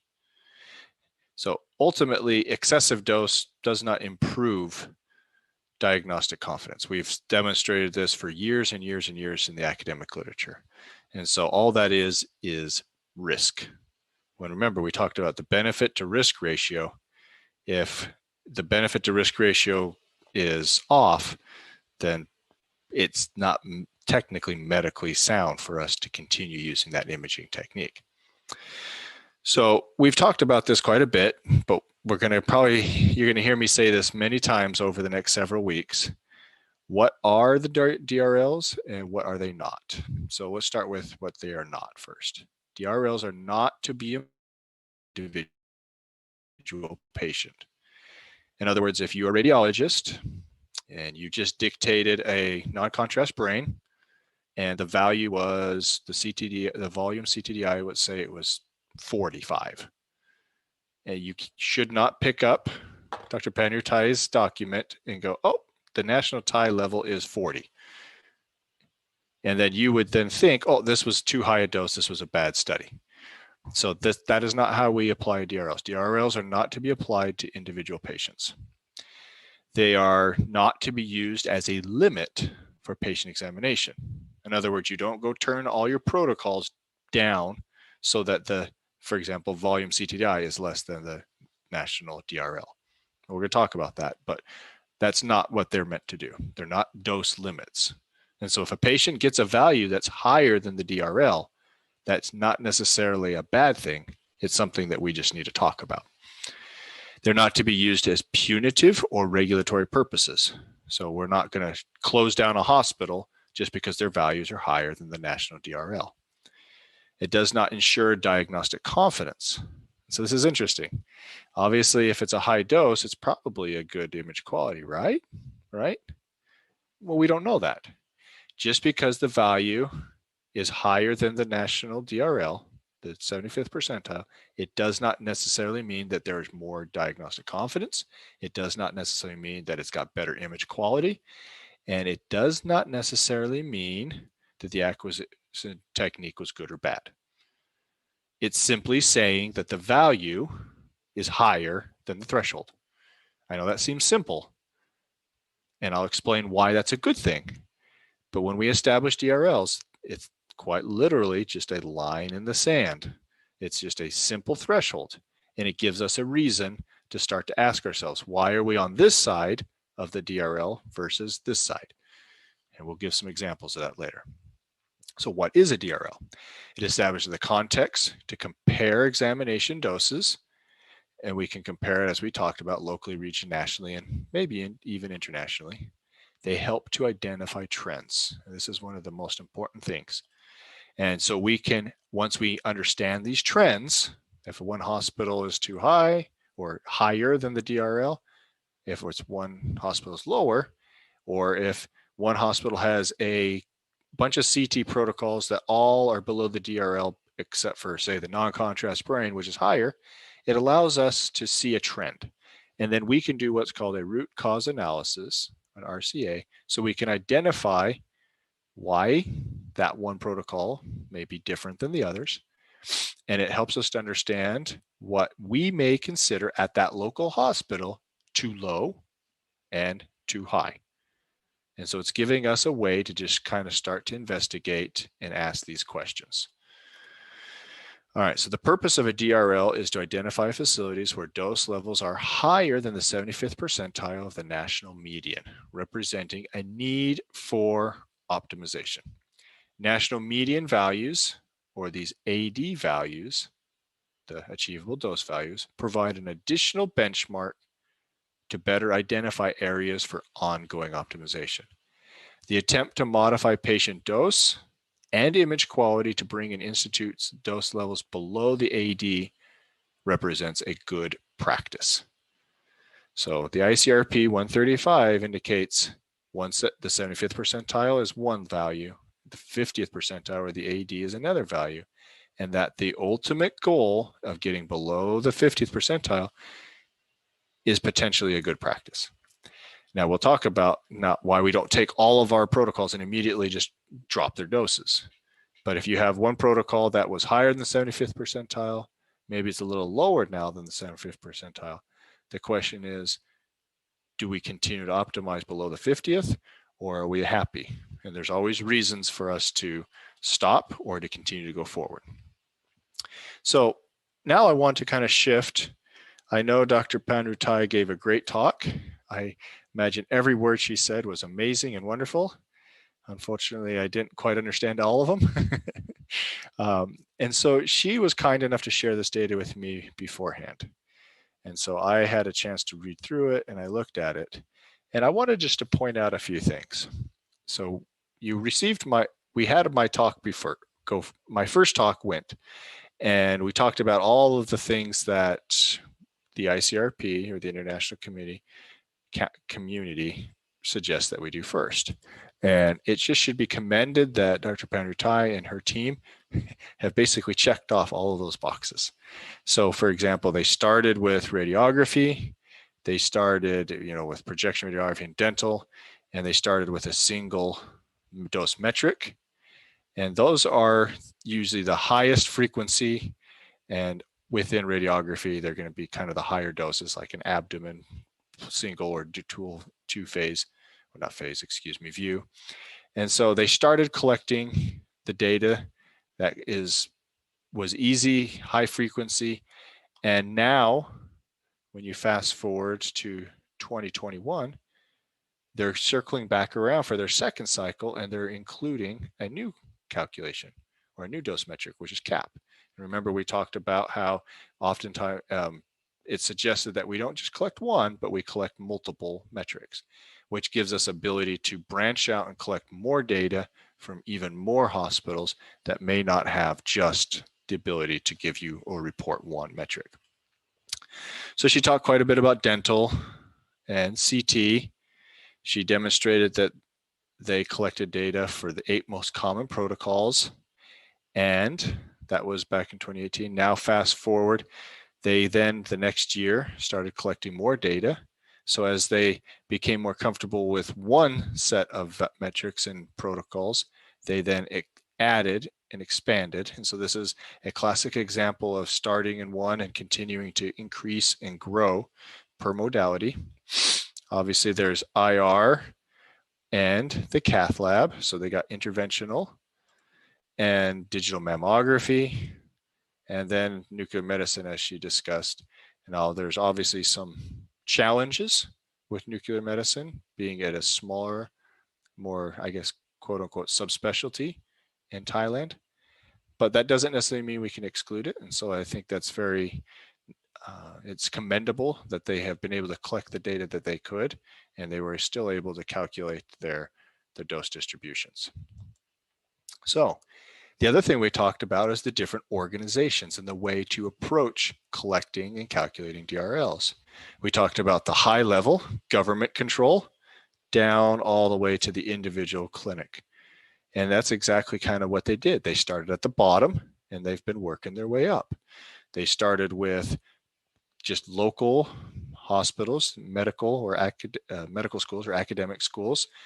And they have usually the ability to, because they have more staff, they have, they may have medical physicists, technologists, and the radiologists, all of which can work as a team.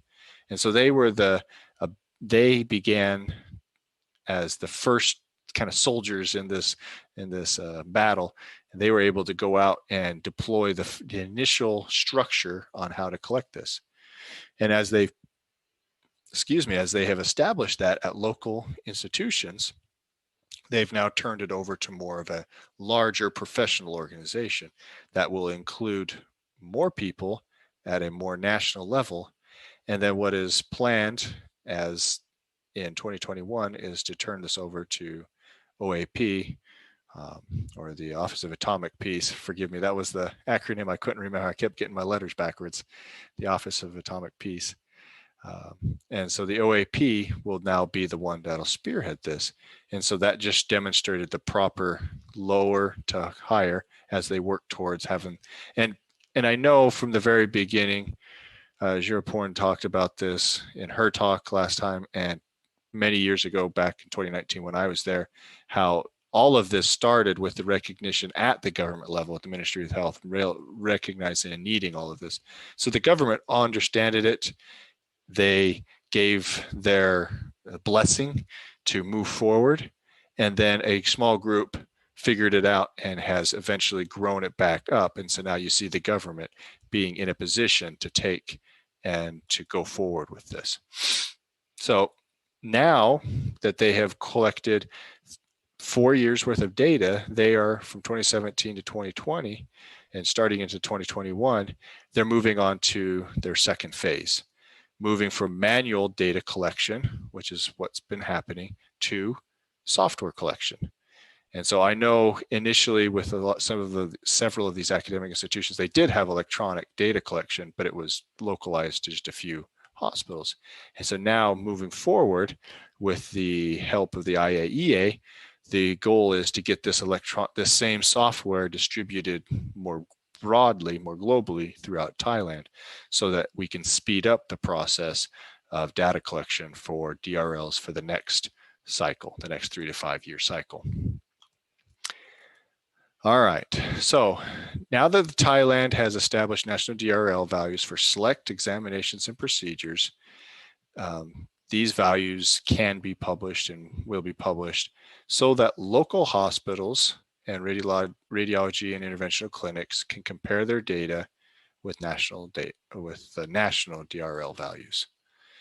And so Dr. Panutai went through and she demonstrated some data for the variety of different modalities that they have collected values. So local hospitals will now be able to look at these values, the median values here, the 75th percentile, and they're going to be able to calculate their local median value and compare that to the Thai DRL, the 75th percentile. So the next big step is, now that we have these tables, we have these plots of DRLs, we go back to all the very individual local hospitals, and they will have a template to work with. They can go in and they can look at their chest PA or their L spines or their skulls, and they can go in and they can collect data. Now, we talked about how it's nice if they could collect a minimum of 20 to 30 patients for radiography. It would be better if they could do this collection for multiple different rooms. If it's a larger hospital, maybe they have 10 or 20 x-ray rooms. And so they can start to collect specific patient data in each of these examinations, and that hospital will calculate the median value. And that median value will be compared to the 75th percentile or the DRL. Now, they will not do this as an individual patient. In other words, you see here now that they're collecting a population of data. So it's not, once again, the radiologist in the reading room looking at each patient as they are read and then comparing each patient's data to the DRL. But instead, what they're doing is they're taking a population of data, summarizing it, creating one value, a median, and that median value then is compared to the national DRL. So I kind of answered this out of sequence, but so how many patients should each local hospitals look to analyze or collect? There is no set number. There is the minimum of about 20 to 30. As I mentioned, ideally you'll get more as long as they can. But how much, when do you stop? Well, what you can do is you need to look at the spread of your data. You need to look at, so if you collect, let's say 100 patients or 200 patients. So when you take that data, you'll have your distribution and you'll be able to look at its first quartile, its second or the median, and the third quartile obviously the mins and the maxes, and you can see very quickly if your data for the chest PA at your local hospital has a very wide range or a narrow distribution. If it's a narrow distribution, if you keep adding more, 200, 300, 400, 500, that distribution might move a little, but it's going to probably stay the same. What that means is your data is fairly well, it doesn't have a very wide range. Now, if you collect 100 patients and your data has very large extremes, you should probably do your best to collect more data to see if that changes the overall distribution. And so maybe if you collected that first 100 patients, because you're randomly selecting these 100 patients, and you may just accidentally, in that random nature, have picked a few more larger patients than maybe smaller. So your distribution may be broader. And so that's why if you look at your data and you watch it as you collect, maybe 100, 200, 300, you may find that eventually there's a diminishing return in this distribution of your data. So no set number, but the data will help you understand when you just don't need to go more. All right. When the local hospitals are collecting their data, though, they need to only collect data for very specific patient range, whatever the weight category was or the age category was that was used to calculate these numbers. So let's just say it was 70 kilograms, plus or minus 10 kilograms. I don't know, but whatever that value is, that's the value the local hospital should accept. The local hospital should not accept a 10 or a 20 kilo patient into that distribution, because then it makes the numbers non-comparable. And obviously in this case, this is a digital system. And so they need to, and I know Dr. Panrutai shared digital and plain film. And so you need to make that basic separation of categories. If you, the local hospital, create multiple categories, but they don't match with the national categories, then you can't really compare your data. And so now that the national DRLs have been established, we have a template. And so we're just going to use that template. So in this case, we're going to find these examinations in this technology, and we're going to do it for this specific patient population, whatever that patient weight or age group was. So let's go through a scenario here. You are a local hospital. You just received this in the mail. You now are looking at your data. So you've gone out and you've collected a variety of values. So let's start with the chest PA. And let's assume you are a hospital, and your value is somewhere at, let's say, 4 milligray. It's one of these high values right here. So your value is greater than the Thai DRL of 0.31 milligray. So first of all, quick reminder, DR values are not dose levels. Therefore, this value that you just collected, you should not immediately just go and say, oh, I'll just turn down my MA, or I'll go turn down my KV. So my dose value would be more commensurate to or equivalent to the DRL. That's not what this is meant to do. You're not to just go match the value. What you need to do is investigate. So ICRP 135, the report, says if the value, your measured median value, or I should say calculated median value is greater than the national DRL, that should start the process for an investigation. Now, if you value like this one, this 4.32, this max value, if that was your hospital, you should probably start this investigation now with undue delay, because your value is very high, much higher than national DRL. And so there should be a sense of urgency to understand why that value is. And once you've investigated, you need to decide upon a corrective action. Now, we'll talk about different corrective actions, but there is the potential, your value, here's the DRL, your value is higher than the DRL, and there is the potential that after you've investigated, you've determined that there is a clinical need for that protocol or that examination to remain at that dose point. And if that is your clinical consideration, then that is fine. You consider that. You go forward with that. There is obviously a clinical reason for that.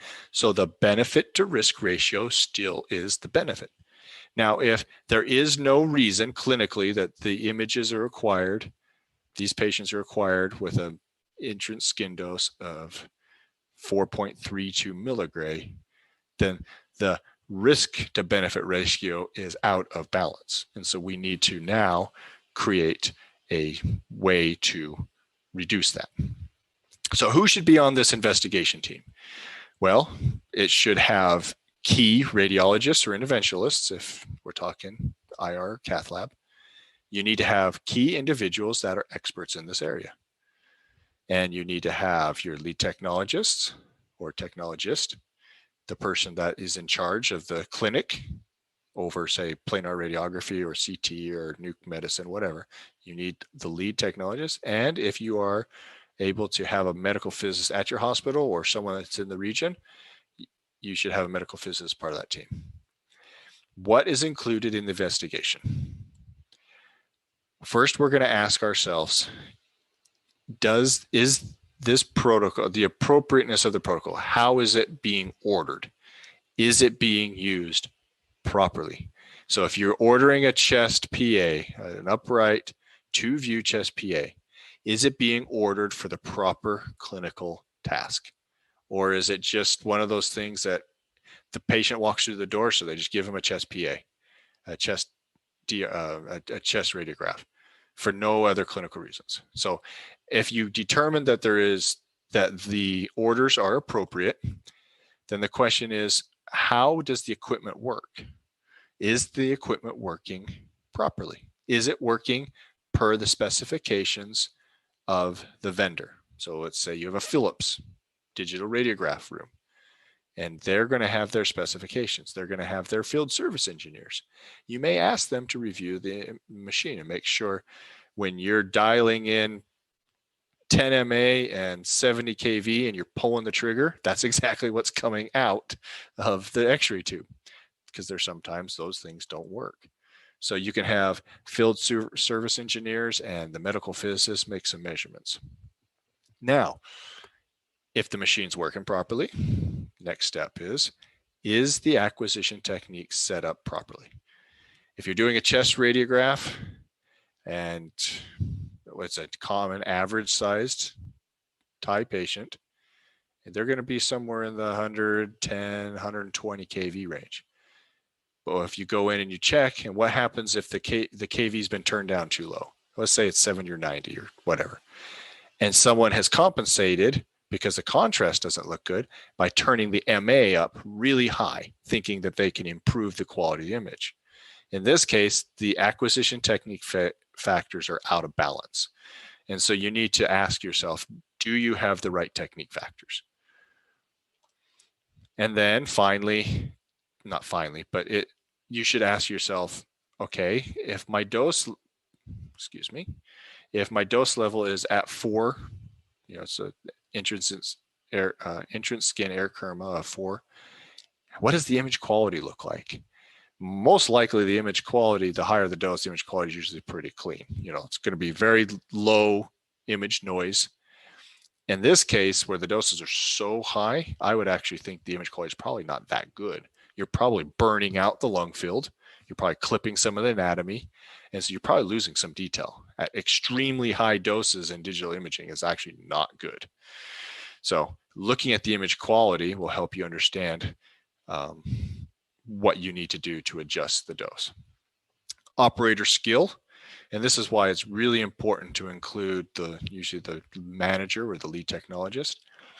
Is it that when you do an assessment of these chest radiographs, maybe it's the fact that either the technologists weren't properly trained on that one piece of equipment, so you have 10 x-ray rooms, and one x-ray room, the doses are super high.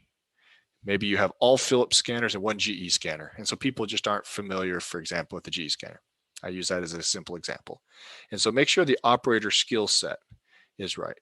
And then ultimately, for example, in a chest radiograph or like a CT scan or whatnot, are they setting their fields and their collimations properly? Because that can also affect dose. So maybe they know how to use the machines, but they're not being really good in the way they're doing all the things they've been trained at school. And then procedure complexity. Now, this tends to be more for interventional procedures. So this is really not probably one of the things you're going to ask a question about in X-ray or CT, because the complexity of those imaging techniques pretty much are all the same. Now, you might be doing a sunrise knee exam, so you're trying to image right through the patella, and that might require adjusting the way the X-ray, the digital plate is held at the knee, and so sometimes you might have to pull the trigger once or twice to get the right angle. So there is some complexity in it, don't get me wrong, but when I say complexity, we're usually talking interventional. So what causes variability, or what causes a complex image to a complex procedure to be highly variable?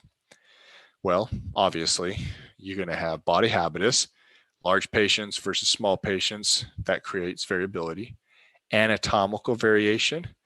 I imagine most cardiologists would probably be perfectly happy if everyone's heart was the same and all of the vessels that went into the heart were exactly in the same location and they had the exact same contours and the exact same twists.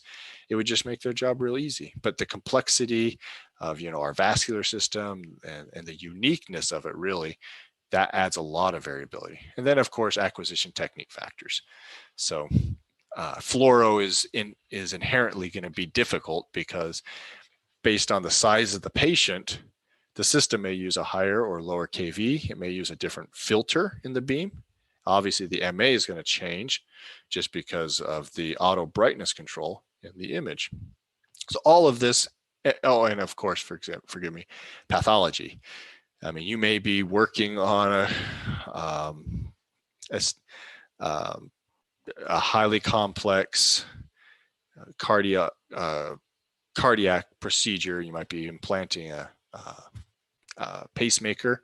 I know, for example, my mother went in a couple of months ago and she got a pacemaker installed, and it took, I think, an extra 3 or 4 hours more than what they had anticipated to install it because of the way some of her arteries, coronary arteries, all the I think it was one of her coronary arteries, how it was situated, and they were trying to get the lead into it, and it took them forever because her arteries were just not twisted, but they had just kind of a different angle to it.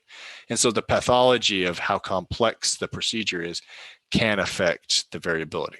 So all of that said, what do we do about these complex procedures, and how do we take into account the complexity and the variability when we calculate and then compare our DRLs? Well, the IAEA came out with their safety report number 59, and they established what they call a complexity index, or CI. And this is a way for them to take the dose values, for example, air kermo or cap in an interventional procedure, and to normalize that data. So a simple non-complex study may have one dose value, and a very complex, very highly variable procedure may have another one. But using these CIs or these complex indexes, you can now normalize the data so all of the values will make more sense. So you can calculate your national DRL and compare it to all of these procedures, be they simple or complex. And so how do you do that? Well, that's several hundred pages of, it's really not that complex, but basically they go through step by step on how you take your national data that you've collected to establish DRLs and, for example, the cath lab. And it goes through step by step on how you set your graphs, how you do your calculations, your correlations, how you set your values, your stratify and set up what would be a non-complex versus a complex. And then ultimately it just walks you through that entire process. So it's actually, I read this document this morning. It was several hundred pages. So it was, or at least it was 100 pages or more. I can't remember.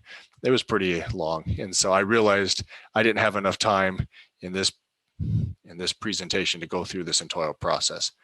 But it's a good read. It makes sense. Like I said, it's a very straightforward step-by-step process. All right. So that's what happens if you're above the Thai.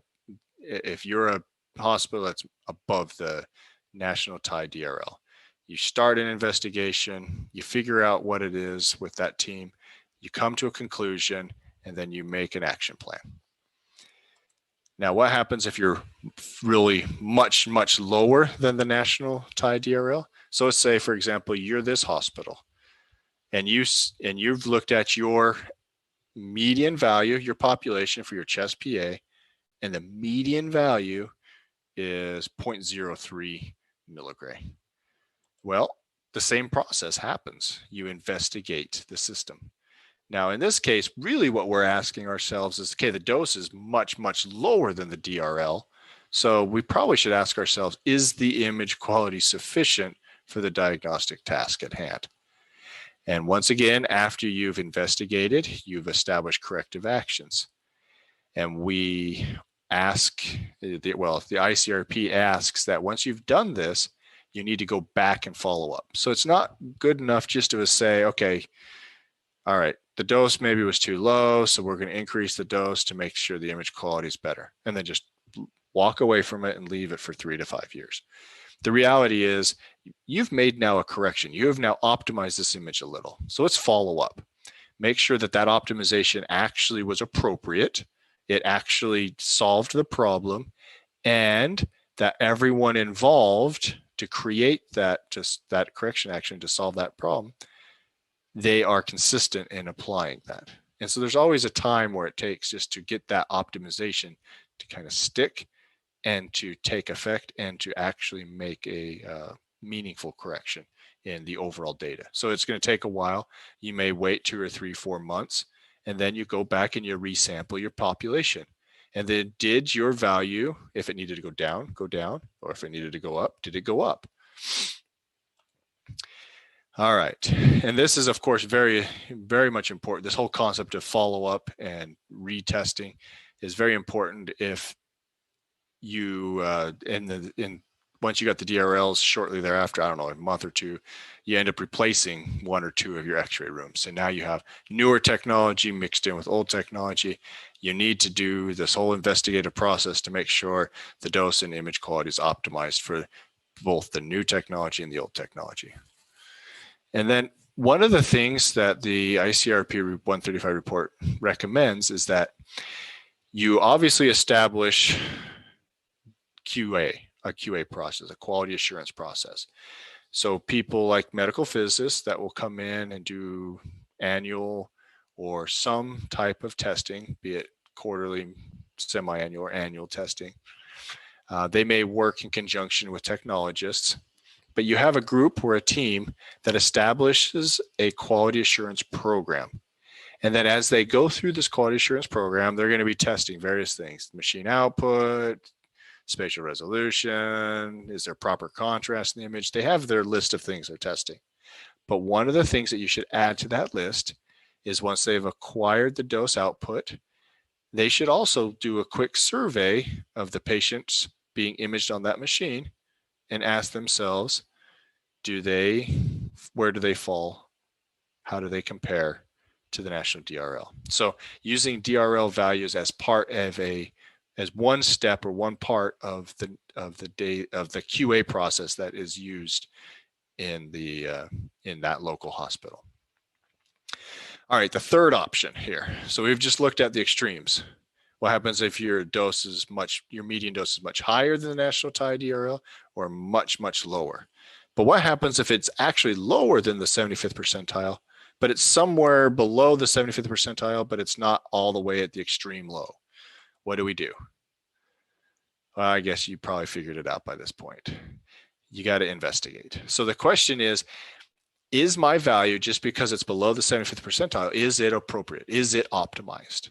The answer is we don't know. Remember, a DRL value does not define a limit or a point of optimization. So the values on one side are not optimized, the values on the other side are optimized. That is not what a national DRL does. So you need to actually investigate. If here's your 75th percentile and you're just a little below it, or if you're a lot below it, is there reason for you to make any kind of modifications? So you investigate.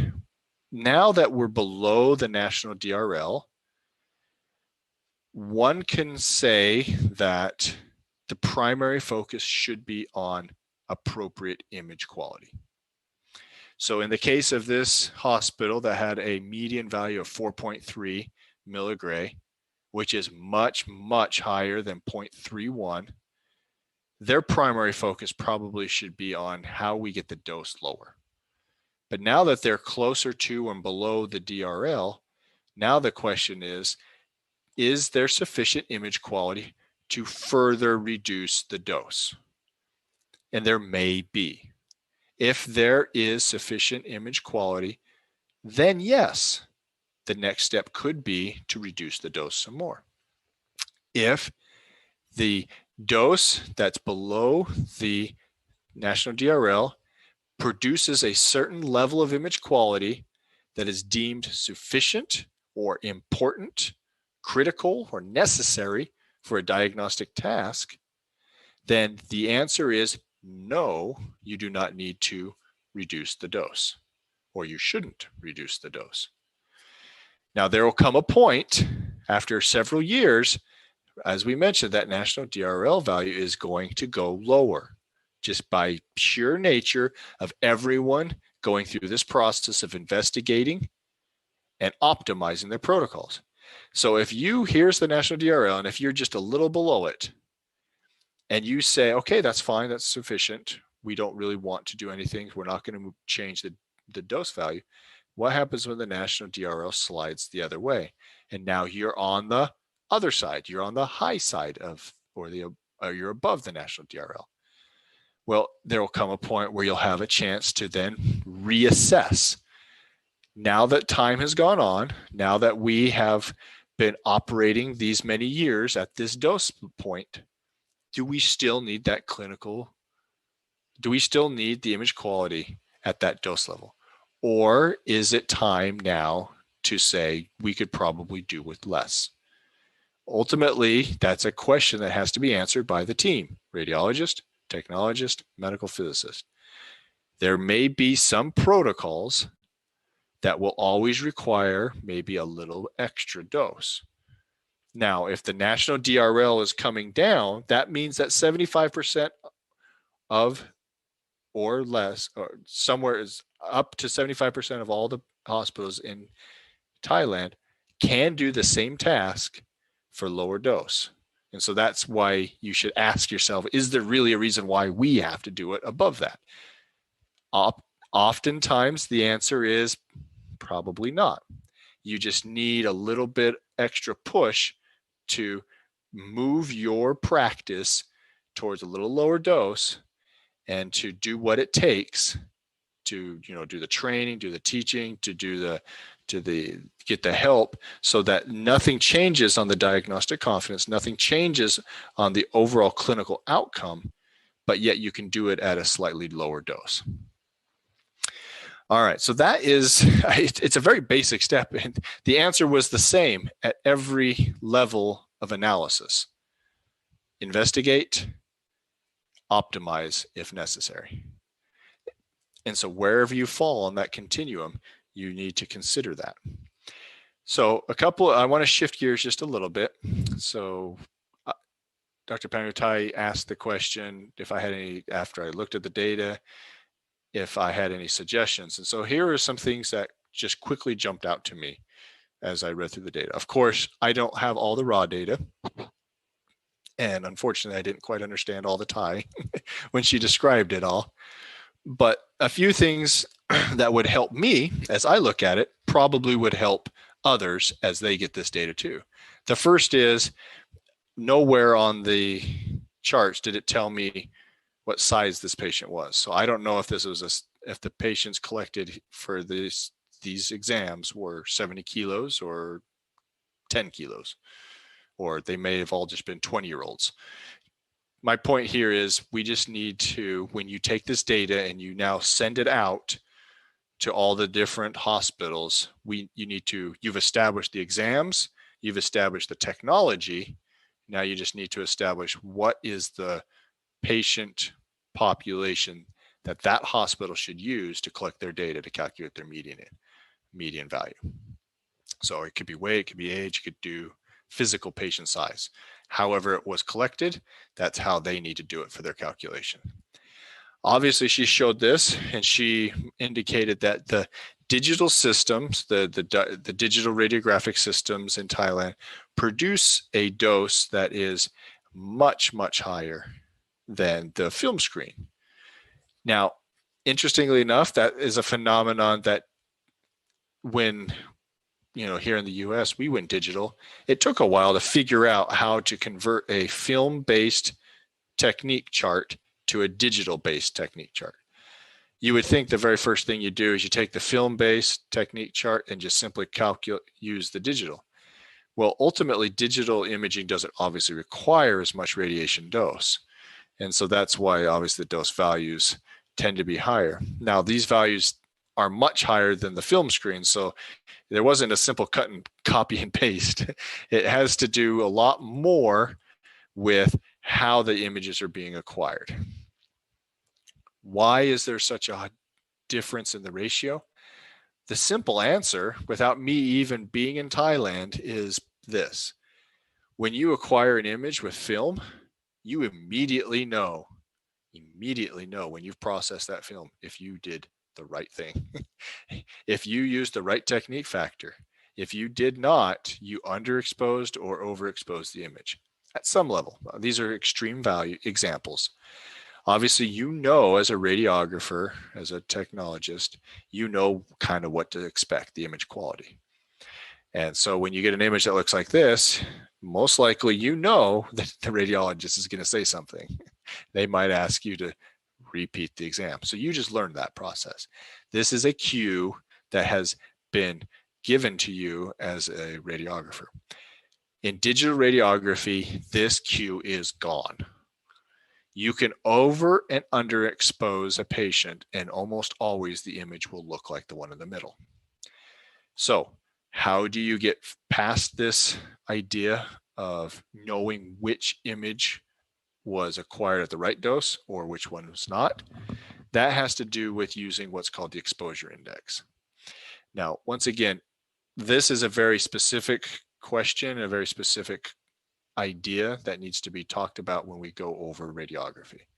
So unfortunately for the next month, we're going to talk in March, we're going to talk CT, but when we come back together in April, we will have the opportunity to really go through DR, and we'll go through it in detail, and we'll talk quite a bit about exposure index. And so hopefully as a group, we can come together. I'm sure you in the Thai, your Thai medical physicists, your technologists, I'm sure you all already have ideas on how to move forward to adjust this and optimize this, but we will go over that in this seminar and hopefully come up with some good ideas as we continue to investigate this process. All right, so the next thing is the values are obviously skewed. So we know now why, because film tells you when you've overexposed so you can keep your doses low. We know these values are skewed.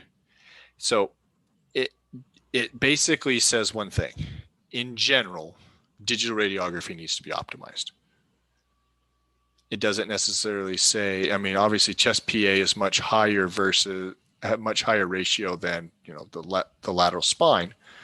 Excuse me, the L spine, not the lateral spine, the L spine, a lateral L spine. Okay, I know I can speak. I'm sorry. But overall, all of these values are much higher than these values. And so it gives us a good point of place to start. Is this a good thing or a bad thing?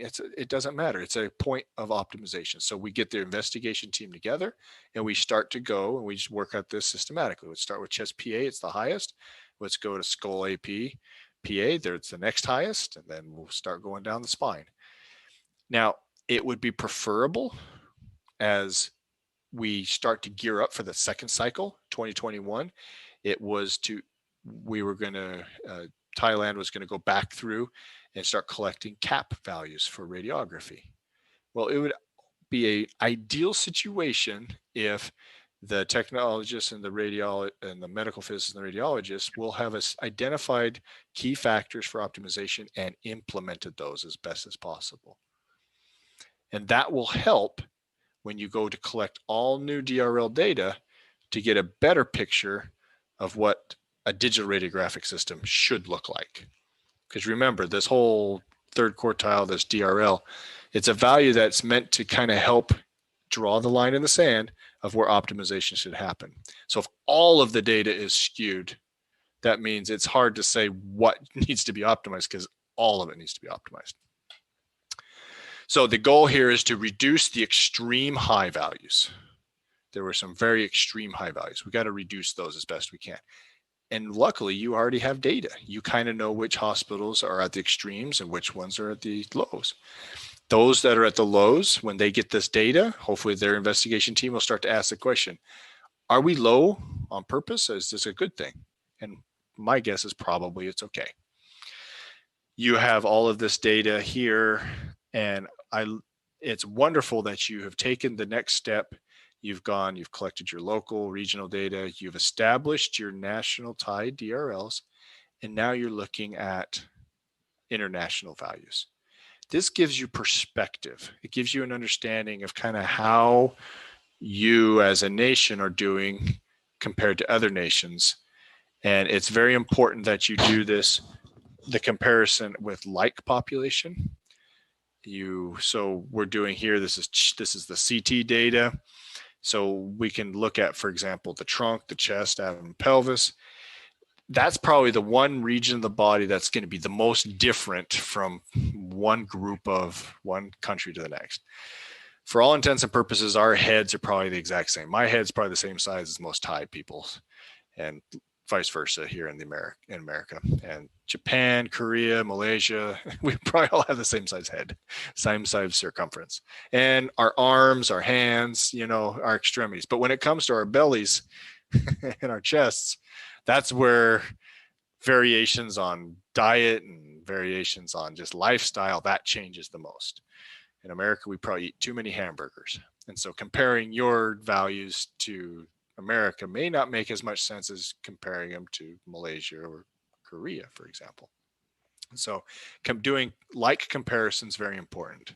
So when you look here at the data, obviously you give the values for the single slice and then what would be probably considered the more modern data, it's greater than 64 slice. And you look at these values. So I'm just going to focus here on the abdomen, just as a point of reference, abdomen, pelvis. And your DRLs are basically 14.8 and 15.7 for non-contrast and contrast. And you can see how, for all intents and purposes, you're kind of right in the middle of the pack. Korea is much lower than everyone. They're the lowest. And then Japan on the other side is the highest. But then compared to Malaysia, Australia, the US, and in Europe or the UK, your values are right in line with that. And so that's a good thing. And so if you're going to establish a DRL, the question is that optimization point a good point to optimize? And so here, looking nationally or internationally, your values are in line with how most people are imaging in the region or in the world. Now, you may have an opportunity to ask yourselves, why is Korea much lower? And hopefully maybe they've published some of their data and then there's some reasonings. Maybe you even can reach out and talk to their Ministry of Public Health.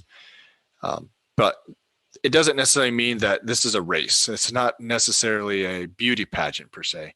You don't necessarily want to be the lowest dose person on the block, or you probably don't want to be the highest, but you don't want to necessarily be the lowest per se. There's always a reason behind these numbers.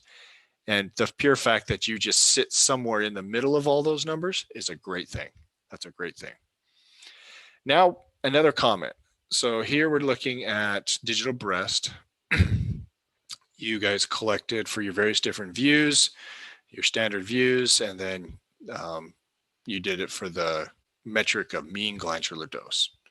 So this is great. You've established which exam types or views, and you've established what metric it is. So this is a template that everyone here in Thailand will be able to apply, so they can calculate their median values, and then they can compare it with the national DRL or the 75th percentile. But what happens when all of these values are basically the same, you know? And breast imaging is very unique because this, you know, the recommended value for every view in a breast image should be less than 3 milligray. In the US, it's by law. It's FDA, our national agency that basically establishes the regulations behind using various different pieces of equipment, one of which, of course, is mammography. They say you can't be higher than 3 milligray, or you can't be accredited, you can't get reimbursed. But in this case, you guys are great. Down the board, you're basically 2 milligray. So how can we now optimize around that? So the question is, Dr. Panrutai talked about the interquartile range, and we talked about it a little earlier today and this morning. So let's look at the interquartile range. Now, remember, interquartile range is simply the difference of the third quartile and the first quartile. So when I did this quick math, you can see the IQR is, for all intents and purposes, the same for all but one view. And so this gives you an ability to look at the spread of your data and ask yourself, are there still outliers? All of these values are below 3 milligray. Your 75th, your DRLs are all below 3 milligray. So that's great. Optimization wise, if your dose is below 3 milligrays, you're doing good. Do we need to optimize more? Well, let's look at the image quality. Is the image quality sufficient? Maybe not. But now if you look at this, the right medial lateral view, it's just a little different than the other. So why is that? You know, the first quartile is just a little higher than all the other first quartiles. And the third quartile is just a hair lower than at least these views. So the question is, why is that? Do these three views, could they be imaged a little less? Or does this view, image quality wise, maybe need to have a little more dose? And so this is where the team can start looking at the data and start making analysis of, okay, where I should focus. And then, of course, the local hospital, when they collect their data, the first thing they're going to do is they're going to compare it to the 75th percentile.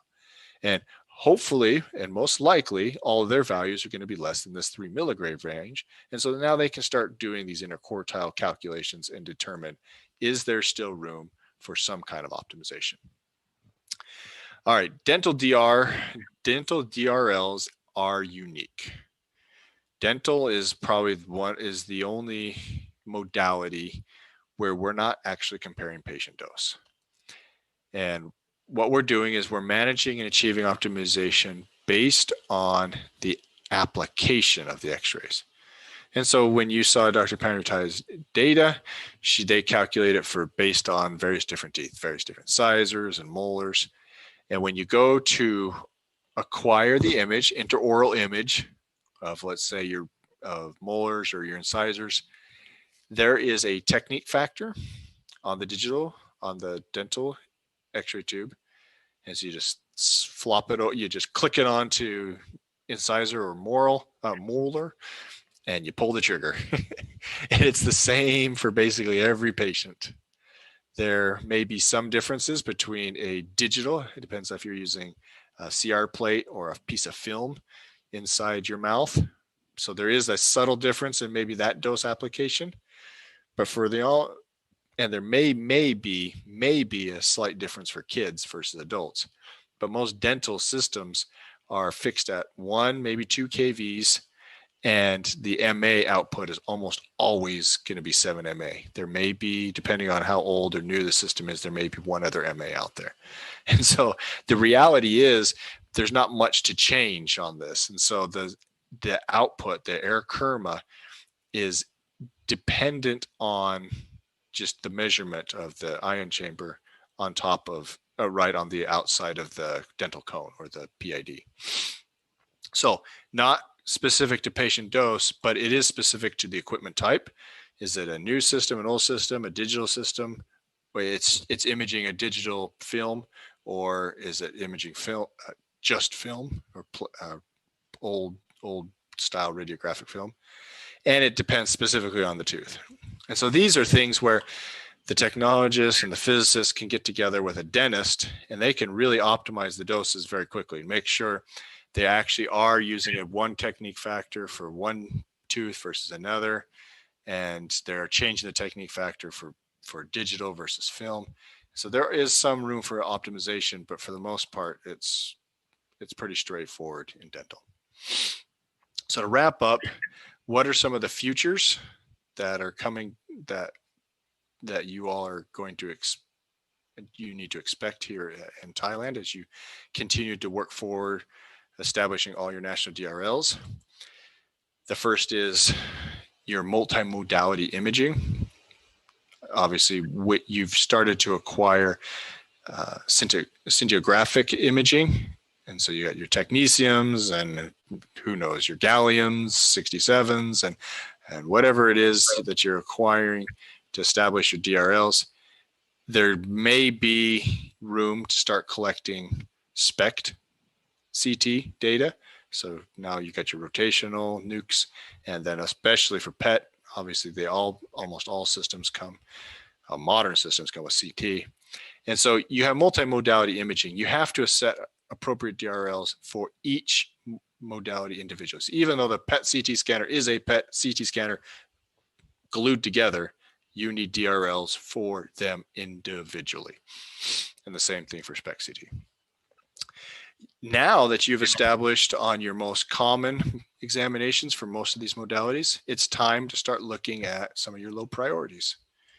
And this is where, for example, in fluoroscopy, you can start to ask yourself about general fluoroscopy, that the gen fluoro. This is considered a low priority examination type, mostly because it's very low dose, doing a VCUG, a video swallow, whatever it is that you typically do in Thailand, which are probably consistent with everyone else in the world, but they are almost always much lower doses compared to eventually an interventional procedure. So at low dose, low risk, it's a low priority. And then there's, for example, mobile C-arms in fluoroscopy, oftentimes used in the OR and the surgery suite. These tend to be low priority because they are crazy difficult to get a consensus data, because they're used on everything from orthopedics to just general imaging for surgery. And therefore they run the gamut. They run the spectrum of types of body parts you're imaging. Therefore the dose levels are going to be different and the use factor is much different. And so these are very difficult to come up with, but as a next, second, or third pass, it gives you the chance to start incorporating these in future DRL calculations. And of course, we can go on and on down the list. Obviously, there's extremities for radiographs. There's the face and the orbits for CT, all of which can eventually be added now that you're moving towards an electronic data repository to collect all this data easily and do your calculations. So in conclusion, Thailand has made very strong progress in developing initial DRL values for a variety of imaging tasks. The next steps include applications of the DRL at the local level. So local hospitals now applying the Thai DRL values. Further optimization, we talked about some examples of this, and you are now at that point 4 or 5 years into this for the next cycle to begin. And so to aid in these next steps, we need the distribution, installation of monitoring software. That will just make this much easier than continually doing this manually. Software will be used to collect the data for DRL 2.0. It will be used to locally compare median imaging tasks with those publicized for the national DRL. So this helps with the optimization process, the local individual hospital optimization. And we'll talk about this as we go through each modality, but it helps when you have this software to establish alert levels, so that this is the point where a radiologist can start looking at patient-specific examples. So once you have your software installed and you have an adult, a kid, someone go in for their non-contrast brain, and you've set your alert level at, I don't know, let's say 70 milligray, and the value is higher than that. Now you're going to get an alert value, and you can say, okay, something isn't right here. There's no reason why this patient should have got 80 or 90 milligray, because we set the threshold for an alert value here, and we expect basically all of our doses to be lower than that. This is independent and different than DRLs, but this is where you can now start to get to patient-specific optimization. And so, sorry about that. We will discuss alert levels and how we establish those as we go through each modality. All right, so we have come down to it, to the end. I know we're really close on time for the whole session, but Tanya, if there's time for questions, I am more than happy to entertain them. Thank you so much, Sam, for looking in our data and give us some comments. I believe that Thai have the number for the patient's weight on each data, but she probably did not put that things on her presentation. Yes. Yeah, and most likely that I knew that would be true, because as you send this information out to the local hospital or put it up on a website, obviously you're going to have the instructions on how to do the comparisons. And so that's just one of those points of value that you'll add to the instructions. I need to leave a little bit. She just left because she has some like a family stuff to do. So yeah. So to answer my questions that I asked you, how can I integrate that things to individual patient? The answer from you is no, right? Oh. No for individual patient, but as a radiologist, you just observe the data from patient to patient, and maybe at the end of the month or end of the 3 months or end of the year, you review those data and maybe adjust those protocol to follow the national DRL. And so as a radiologist, you are key in helping identify this, because in the examples that I gave, if you are a hospital where your average, your median value is higher than the national DRL, then we need your input to answer the question, what is good image quality? Most likely we want to reduce the dose, but how low can we go? And that's why we need your eyes to tell us, okay, this is too low, this is okay. I feel confident in my diagnostic task. But patient to patient, it's hard to say, because that's where the variation lies. And so you do need to collect data for several weeks or months, or retrospectively look back at maybe your PAC system and find a couple, 20, 30, 100 patients. And then when you collect all that data, maybe then you would sit down with the radiologist and look at a sample of these. Here's 10, here's 20 of the 100. Is this image quality okay? But we'll go through all of this when we talk about each modality, kind of the approach for optimization and how we can use you, the radiologist, as you are a key team member with the technologist and the medical physicist. So can you tell us about the process in US, maybe like in your hospital, when you have national DRL and compared to the data in your hospital, what process you have done at the hospital? You have the quarterly meeting with the radiologist to look on those data, or just like a purely physicist job to do that thing? So it obviously is going to vary. Every hospital probably has their own approach. Not every hospital in the US has medical physicists. And so most likely, most people would look at this annually. In the US, there are certain laws and certain accrediting bodies that require us to do some kind of optimization and review at some periodic frequency. Cincinnati is in the state of Ohio, which is just one state, one province in the US. And it has a law that requires me to do it at a minimum of once a year. Okay. Our hospital, we do it quarterly. So every 3 months, we sit down and we review, let's say, the brain. Let's look at contrast and non-contrast. And we ask ourselves, okay, what are the dose values? Okay, here's the dose values. Here's the DRL. All right, we're below the DRL. We know that.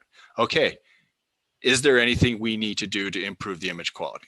Almost always, our radiologists think the image qualities look bad. Our numbers are really low. And so there's a chance for us to help improve that so the radiologists can do better, or they can do what they need to do.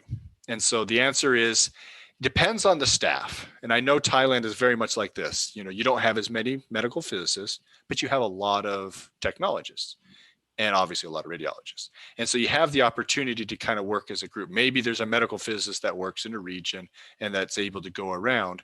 And with the help of technologists that will collect that data and help analyze it, then you can work still as a team. Although you have to figure out, I can't do this monthly because obviously half of my team is at a different hospital for a while. And so maybe you have to set it up. And this is something each hospital should establish on their own for good practices. But it would also help maybe if the Ministry of Public Health or the OAP, whichever regulatory body maybe has the jurisdiction, maybe they could help define a minimum, maybe once a year, every twice a year. And then that's something that every hospital will just start to do. And the way we do it in the US is it's for very specific protocols, the common protocols: head, chest, abdomen, pelvis, and CT. We do perfusion, just the high dose ones. And so it helps to have, that's why it helps to have the legislative body help define what probably is the minimum everyone in the country does. And then every other hospital hopefully can do better than the minimum.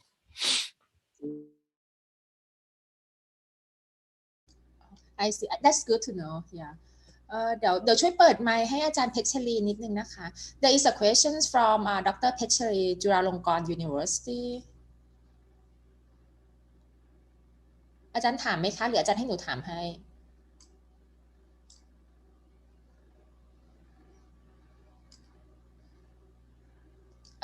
IT ช่วยเปิดไมค์นิดนึงค่ะให้อาจารย์เพชรลี So the question is from Dr. เพชรลี She is a medical physicist from จุฬาลงกรณ์ University. So her question is, do we have to identify the breast thickness for the mammographic dose data collecting? นิดนึงค่ะอาจารย์คะอาจารย์ได้ยินไหมคะ So the question is from Dr. เพชรลี She is a medical physicist from จุฬาลงกรณ์ University. อย่างอันที่ So her question is, do we ไม่ใช่อันนี้อาจารย์ต้องปิดเสียงอันที่อาจารย์ฟังอยู่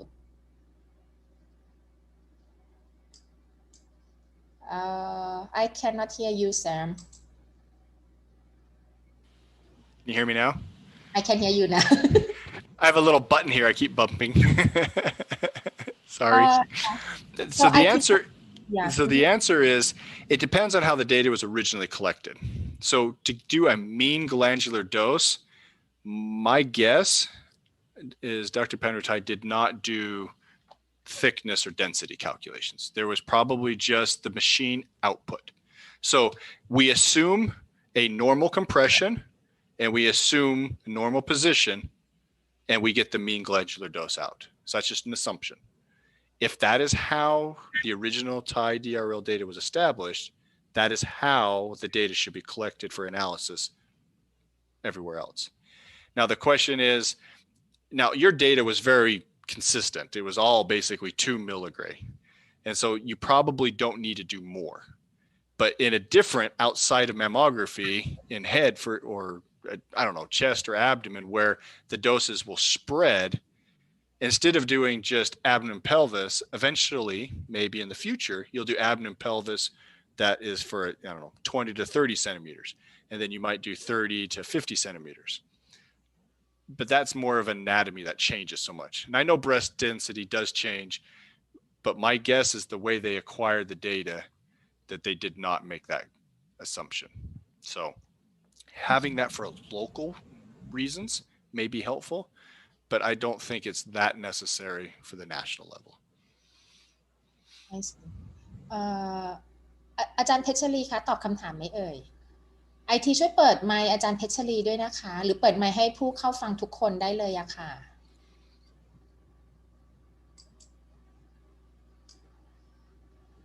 So, but I mean, the thickness of the breast may affect the dose, right? Because type like our Asian population compared to Western population, the breast thickness, breast size is different. Yep. And so, yes, it definitely will, but we're assuming. โอเคแล้วค่ะอาจารย์ So, but I mean, the thickness of the breast may affect the dose, right? Because But I think what we're doing here is we're assuming compression, normal compression. So irrespective of how dense or how thick the breast tissue is, if we're using the proper compression, obviously the breast tissue is going to be a little different. And that's why there's going to be a little bit of a variation in dose. Your distribution will be slightly different from a very thin to a larger breast. Does it make that big a difference if we now change, if we actually make a physical measurement and then we stratify it into 2 or 3? The original data, as you can remember, it was very homogeneous. It was a very tight distribution. And so that means even for thick breast to small breast, it didn't make as big a difference. Now, if you compared your numbers to American women that potentially may have a different size breast, then maybe that size could be part of the calculation. But for what you're doing in Thailand, I would say no, it's probably not that necessary, as long as the machine is working properly and you get good compression. If you get good compression, I think you're good. Okay, sounds good to me. So thank you so much, Sam. I think we don't have any questions right now, but your lectures give us a good teaching point because after we have announced the Thai DRL, there was an issue that happened that technologists that when they saw that number, that data, and they reduced dose immediately, and I have heard some comments from the radiologists about the image quality that we cannot read. It's like a non-diagnostic image quality. So after that national DRL announcement, so that's why I want to know, like, what should I do to tell my technologists or to improve image quality? And you answer that question very well, that I cannot do individual adjustment. Your answer is no, Tanya. You cannot comment based on one patient or one data. Yep. But one patient added to another one, after a week, after a month, you will have enough data. And that's a good statistical sampling. And hopefully then the numbers will help you make a good decision. Well, thank you so much, Sam, for giving us an overview. And we will see you. So next week is a break. And a week after, we're going to talk more in detail about the CT optimization. So after this lecture, we are going to send out the evaluation form for the participants, for the audience who register to our website. And then please complete the evaluation by the end of Thursday, midnight. For Friday, you will get a certification and 3.5 CME credit. And the week after, we will send out a link, Zoom link, and a password for the next lecture. ก็เดี๋ยวทุกท่านนะคะที่ฟังเลคเชอร์นะคะสามารถที่จะทำประเมินได้นะคะโดยประเมินจะส่งให้วันนี้นะคะทำให้เสร็จภายในวันพฤหัสตอนเที่ยงคืนเพื่อที่วันศุกร์จะได้รับ CME เครดิตแล้วก็ใบเซอร์ติฟิเคตนะคะส่วนลิงก์การประชุมสำหรับอาทิตย์ถัดไปเนี่ยจะส่งให้ก่อนวันประชุมนะคะจะส่งให้วันศุกร์นะคะส่วนเอกสารประกอบการประชุมนะคะจะให้ดาวน์โหลดได้นะคะผ่านท่านที่ได้ผ่านการลงทะเบียนนะคะจะแปะเข้าไปในลิงก์ของการลงทะเบียนที่ท่านได้ลงทะเบียนไว้จะสามารถดาวน์โหลดเอกสารประกอบการประชุมได้นะคะเดี๋ยวครั้งเอกสารของอาทิตย์ที่1กับอาทิตย์ที่2เนี่ยเดี๋ยวจะให้ไปพร้อมกันนะคะส่วนของอาทิตย์ถัดไปเนี่ยเดี๋ยวคุณแซมเขาจะค่อยๆทยอยให้อาจจะก่อนประชุมหรืออาจจะหลังประชุมนะคะยังไงก็ขอบพระคุณทุกท่านมากๆนะคะที่มาร่วมประชุมกันนะคะมาร่วมแชร์มาร่วมแชร์ประสบการณ์นะคะแล้วก็มาเล่าให้กันฟังว่าเราต้องทำอะไรยังไงเพราะว่าโปรเจกต์ที่เราทำนี่เป็นโปรเจกต์ที่ค่อนข้างใหญ่มากนะคะเราต้องการความร่วมมือจากหลายๆฝ่ายนะคะโดยที่การประชุมครั้งนี้เนี่ยก็อยากให้ได้มาความรู้ที่หลากหลายมากขึ้นนะคะแล้วก็กระจายไปมากขึ้นแล้วก็สามารถมารับฟังย้อน หลังได้นะคะเพราะที่จัดประชุมผ่านๆมาเนี่ยส่วนมากเราจะฟังย้อนหลังกันไม่ได้เราจบแล้วเราก็จบไปแล้วเราบางทีเรายังย่อยไม่ทันนะคะยังไงก็ขอบพระคุณทุกท่านมากๆนะคะแล้วเดี๋ยวเจอกันอาทิตย์ถัดไปอาทิตย์หน้าหยุดอาทิตย์ถัดไปนะคะเดือนเมษาค่ะสวัสดีค่ะขอบพระคุณค่ะ Thank you so much Sam and see you next 2 weeks Thank you bye bye สวัสดีค่ะ